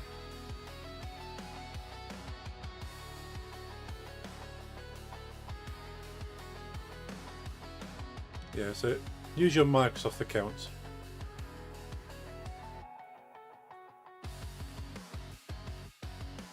They want you to sign into everything now, don't they? Into Office packages, into the actual OS itself.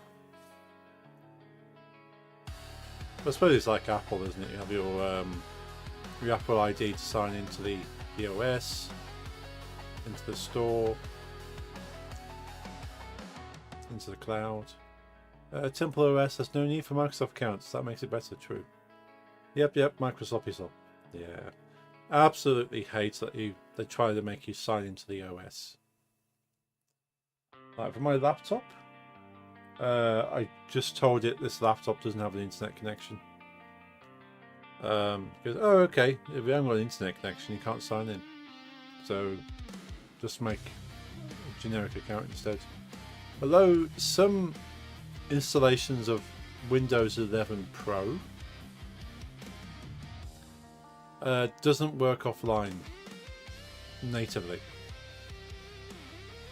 You have a installation of Windows 11 Pro. It goes, well, you must have internet. Surely everybody has internet, so you can't use this OS. You can't even like start the OS, like create a login without logging into your Microsoft account.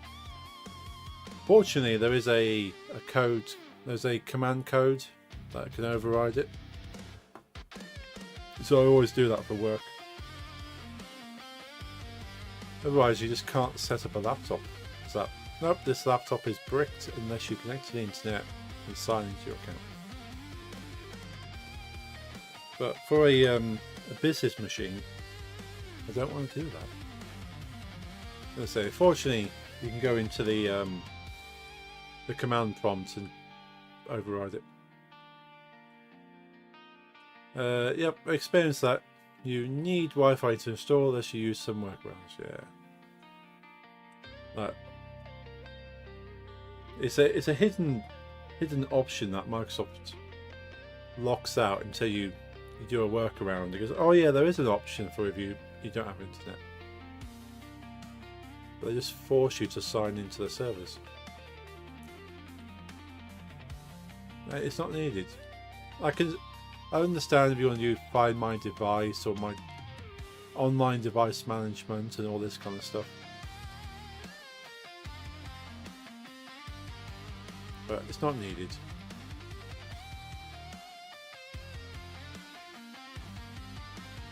Is it keyboard controls?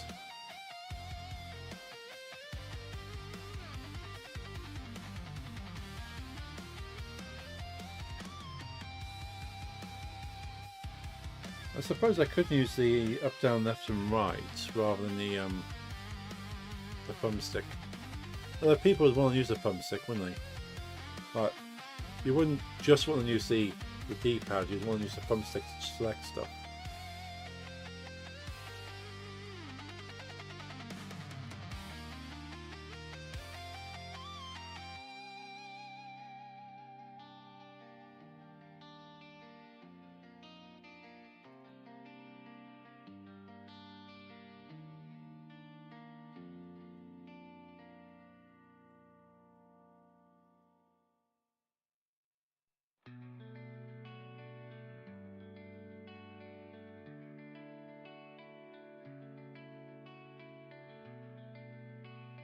Player actions: move, perform, move inputs.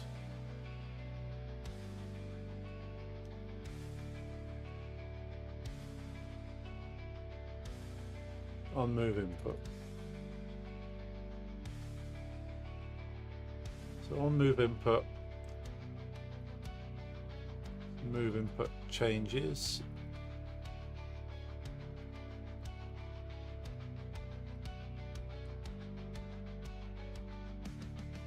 This way it kind of determines whether it's been moving to the left or to the right. So I could spread, take that out of there. I hate and love SSH. It's quite slow being SSH'd into my VPS, but literally so cool. Yeah, I've not used SSH very often, but it's good if you just want that simple interface, just be connected stuff. I've mainly done again Raspberry Pis I've SSH'd into, especially if I want to keep them headless. This makes life easier to try and work with.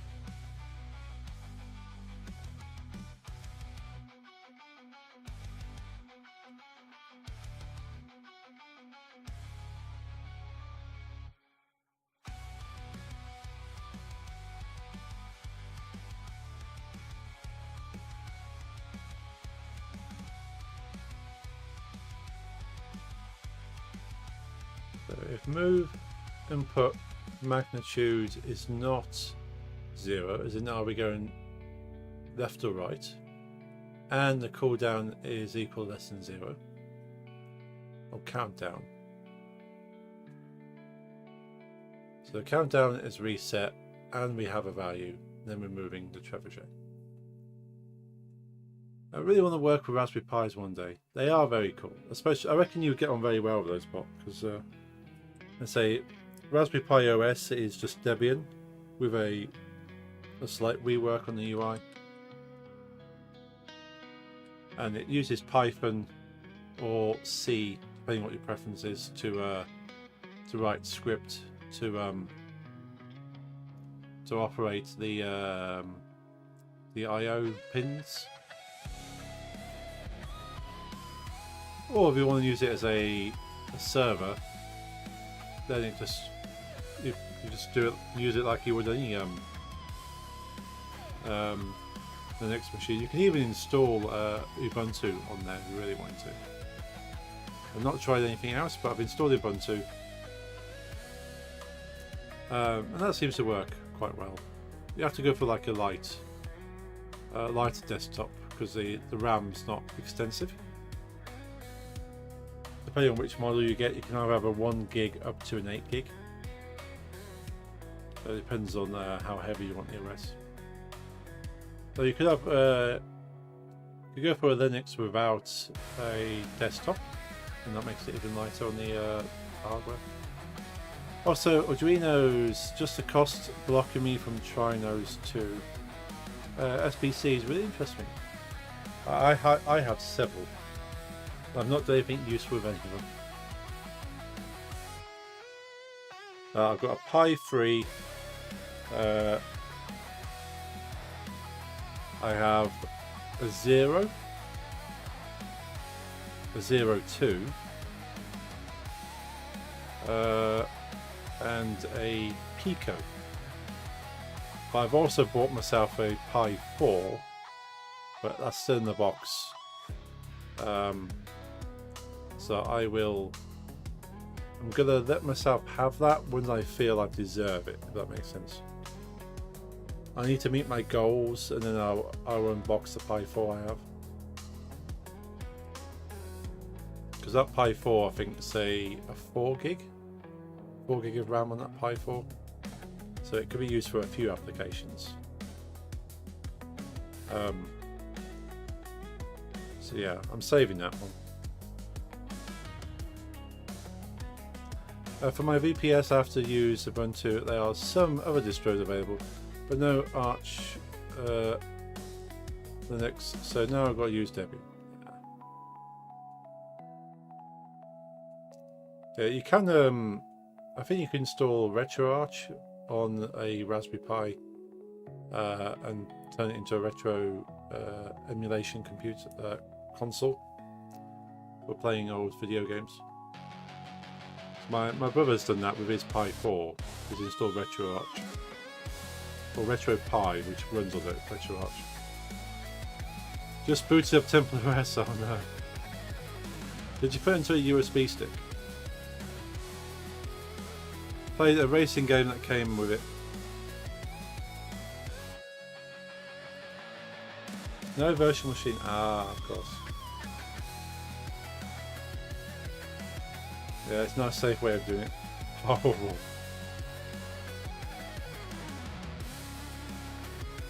Yeah, I bet.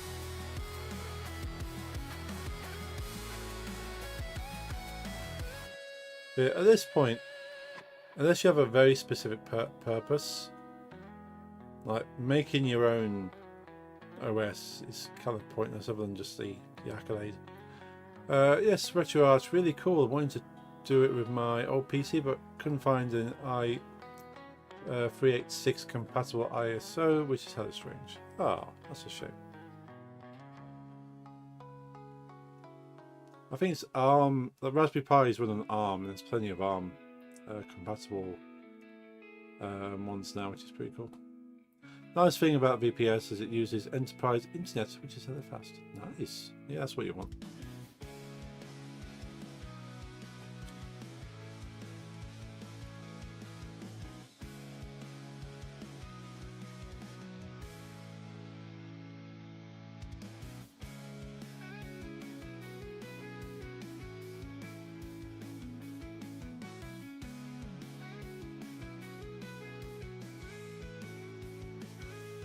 I think it's got launch rock like that.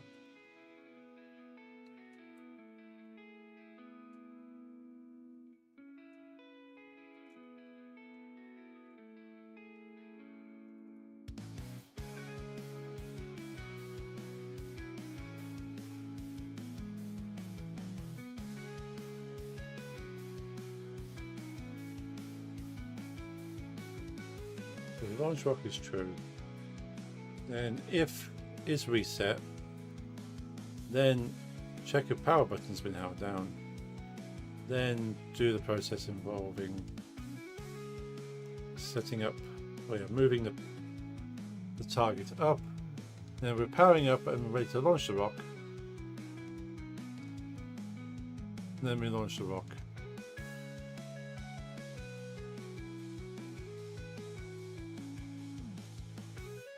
Okay, I know what I've done here.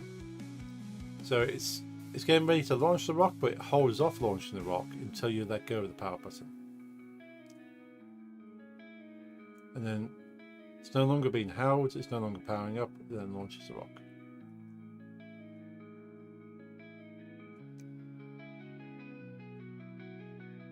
Okay, try another thing. Horrific, really horrific. Still the temporizer. Is it one of those things it's so bad it's good? I love things like that. It's like, this is absolutely horrendous and I can't stop using it or watching it all. Yes.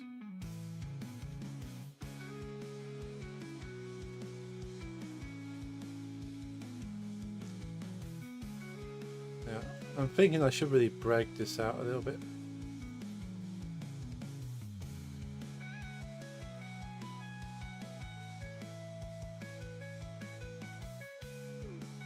Yes, know that feeling. Yeah, I'm a big fan of kind of older kung fu movies for that reason. Like they don't have a lot of production value, should I say, to these things, but they're just so fun to kind of watch and go, well, the acting's not great, and then the English dubbing is even worse, but then the actual choreograph is cool. Now, the general story in a kung fu movie doesn't make a lot of sense. There was this game where you were a bat and eat bugs. It was terrible. It had music that consisted of 4 repeating notes that were skull-piercingly horrible. Capture the audio, turn it into a next noise track.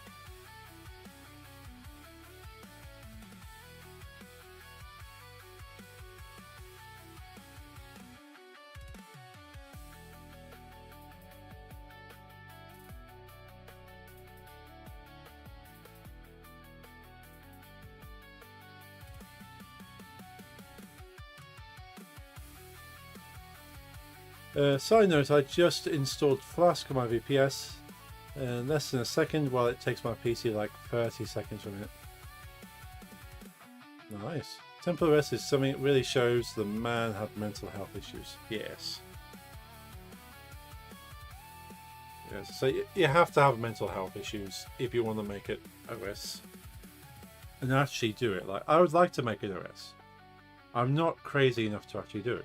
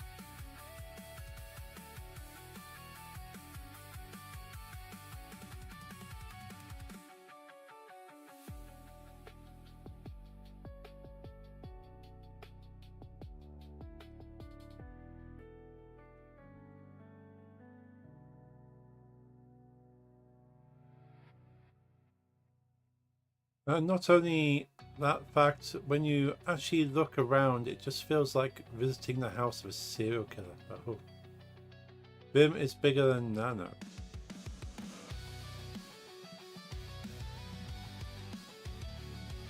I don't know about Bim. I've not really looked into the details of it.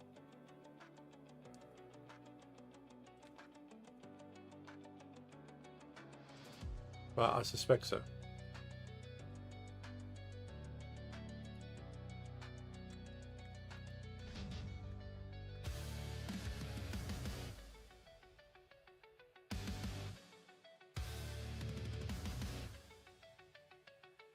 Bim is fun. Okay.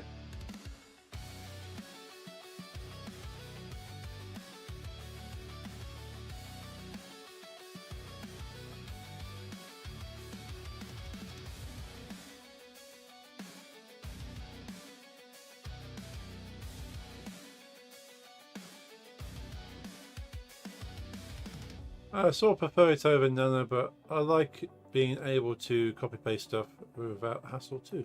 Okay.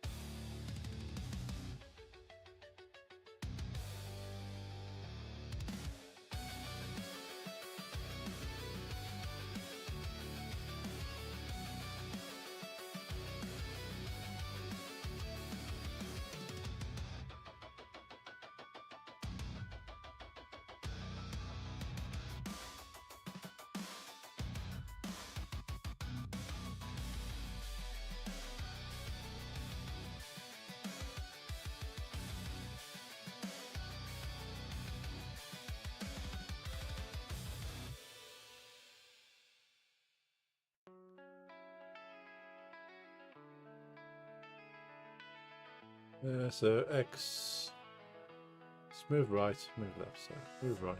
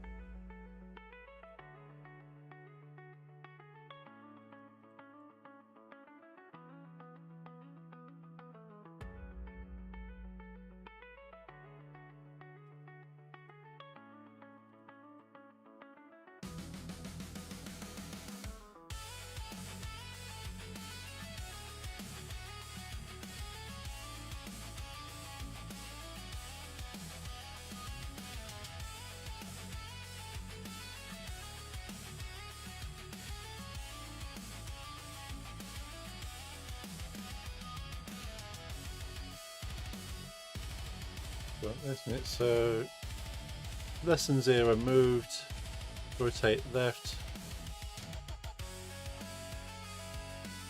Yeah.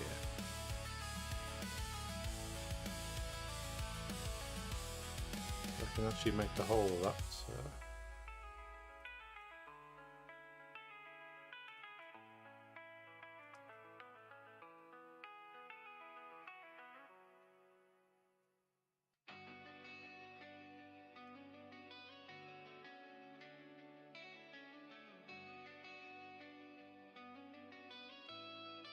Now, technically, if I wanted to, I could try and combine these two into one function with a switch in there to.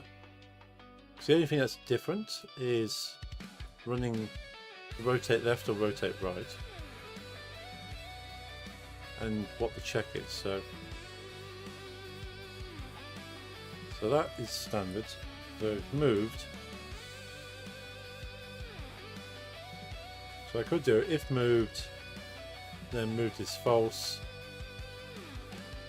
Then go if it's greater than 0, run those two. If it's less than 0, run those two, and then run that. But we'll come back to that. I mean, that would be less code. Technically, yeah. Because in both instances, I would need to do certain things. At the moment, I'm going through this process. But if this is true, this doesn't run. If this is false, this does run. And that's what this boolean here is for. If this is true, set that to false, which means this will then be false. So it would only ever run one bit of code or the other. But as far as the actual compiling and the use of the code, I've actually got two functions very similar to each other. I'm always checking this one first anyway, so I could check if moved is true, then set it to false, and then do the input check, and then run the equivalent, and then just apply the length back to countdown. And this doesn't have to do a second check again because it's done both checks.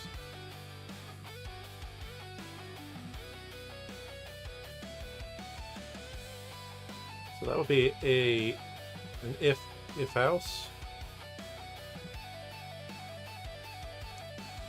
So what would that look like? That would look like a private void. Are we burning? Of course, doesn't know what we want to do there, which is fine. We go if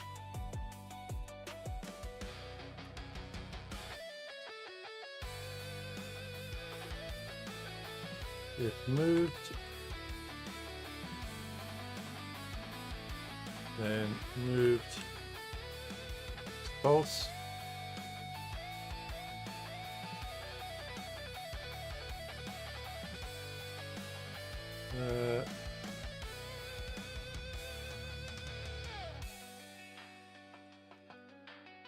don't need that in there.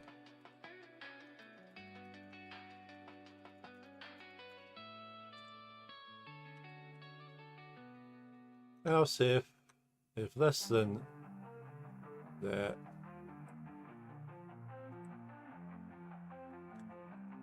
and then we do that. So that would be the equivalent function. I'm going to sleep now. Have a great rest of your stream. Good night and great weekend. Thank you, Lisa. Hope you have a good rest. Enjoy your weekend. I'll be back on Monday. I'll stay for a bit. Cool. Good night, madam, not scammer.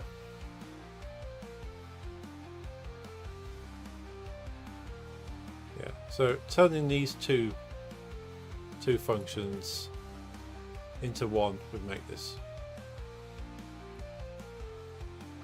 It's not much of a saving, but it means we're doing one check there, doing another check there,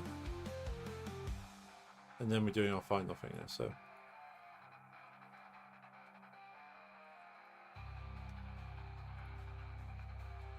but it's good to refactor certain things. You get to see this, see it in its simplicity when you refactor like this and break out functions. Log into my VPS dashboard is like freaking port knocks like damn. Just let me sign. Is that thing again where it's the slide of how convenient do you want something versus how secure do you want it? Like, I don't get having like things like two-factor and all these extra security features just for a tick box to say don't ask me again, remember my details. Yes, it stops you from logging in a new location. It stops anyone else trying to log in with your details, which is a good thing. But then it doesn't keep it secure within its own environment, because you ticking remember it creates a cookie, and that cookie is just as vulnerable as anything else.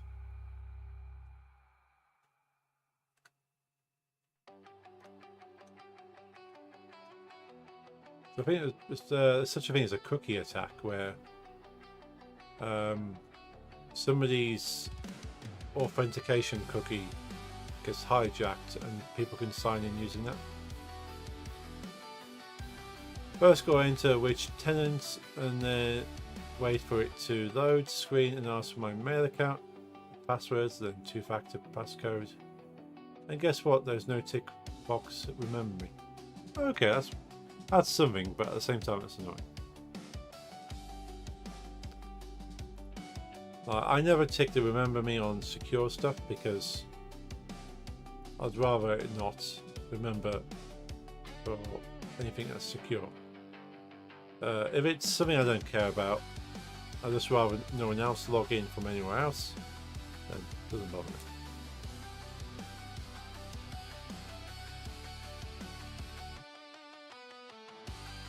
Now we've refactored that, we can just delete those two functions.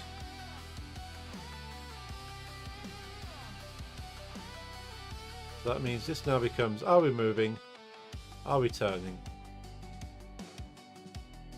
And that removes this entire section here.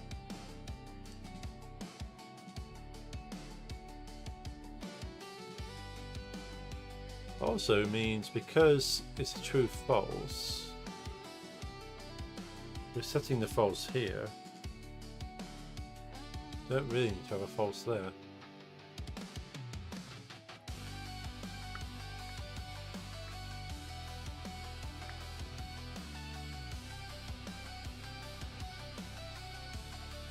It has a freaking built-in firewall, or well, any network request is blocked unless I open the port, and I still have a firewall of people.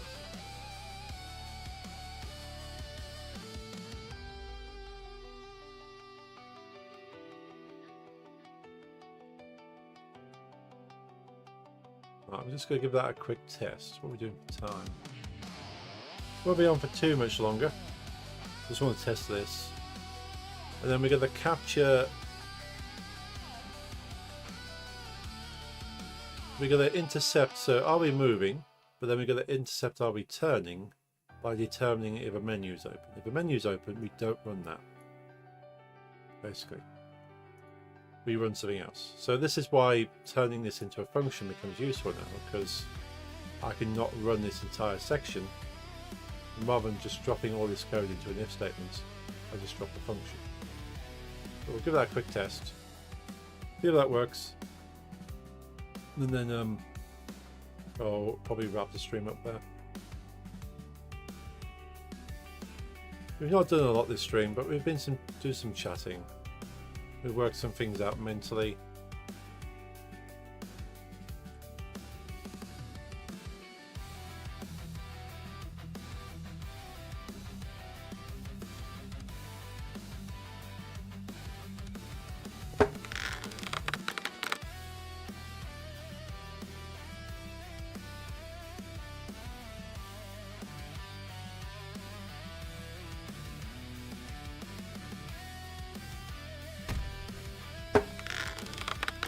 I enjoyed the stream.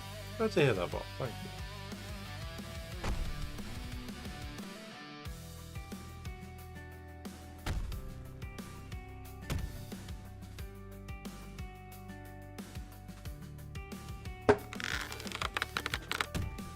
I feel the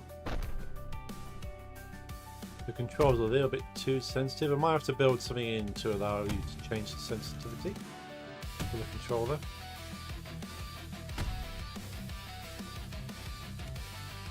I'll probably generally play out your biggest keyboards just as bad.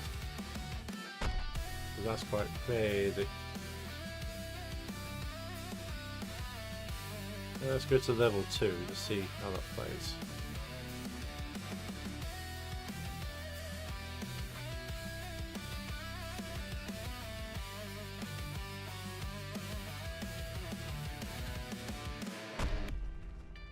Oh, by the way, there's so many different options for policies, I can't find the freaking pause menu. Oh no.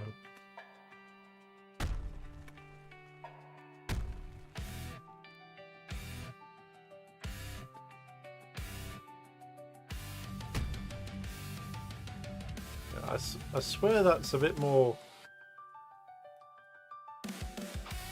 That's a bit more sensitive than it was normally.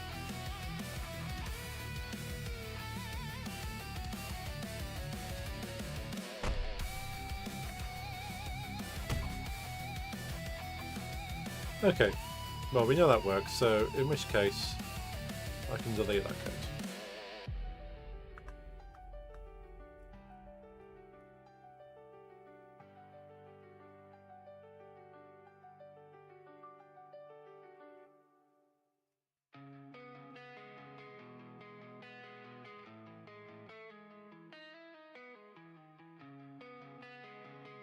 Remove inputs and hide controls. So that's fine, that's going to just grab the input anyway. So yeah, so I would have to have some kind of a check to go, have I opened the menu, and then basically insert into here. Let's do a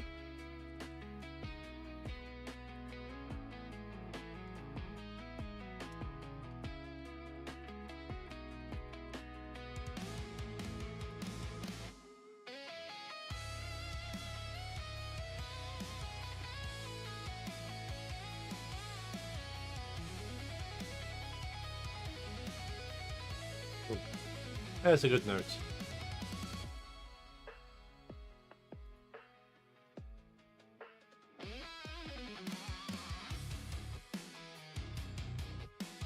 So I need to put an if statement in there of something to... Like if a menu has been opened, it needs to be a singular boolean that I set when I open the menu, and that kind of hijacks that process. Maybe even hijack the whole rock launching thing as well, to use the launch button to select. We'll think about that next time. Next Friday I am streaming. Yes. Next Friday I'm streaming, so we'll carry on with this next Friday. Friday after I will not be. So switch over to the full camera. Cool, cool. Yeah. I'll save that project and I will. I'll quit out this. I'm going to get some rest now. So I hope you all do too. Have a good rest. Stay cool. This fan is lovely. Only arrived yesterday. Very happy about this fan. But thank you all for joining us. It's been awesome chatting to everyone. There's Bot, Dev, Cobbler, Lisa and Jeffrey. All awesome. Well, good night, HJ. I enjoyed the stream. Goodbye, Super Chat. Soup. Right. Yep. I'm going to try and call off now. Have a good weekend. I'll be back on Monday with some Blender stuff. We'll try and get our rock algorithm fully kind of set up. It'll be less Blender and more Unity again, but it's Unity interacting with Blender items is what we're working with. Eventually, the Blender stream, Unity streams will just be whatever I'm working. It'll just be 2 dev streams, and whatever's being worked on is what I'm working on. But we'll do that eventually. But I'll stop chatting. Hope you have a good night. Have a good weekend. I'll see you all on Monday. Have a good night all. Good night.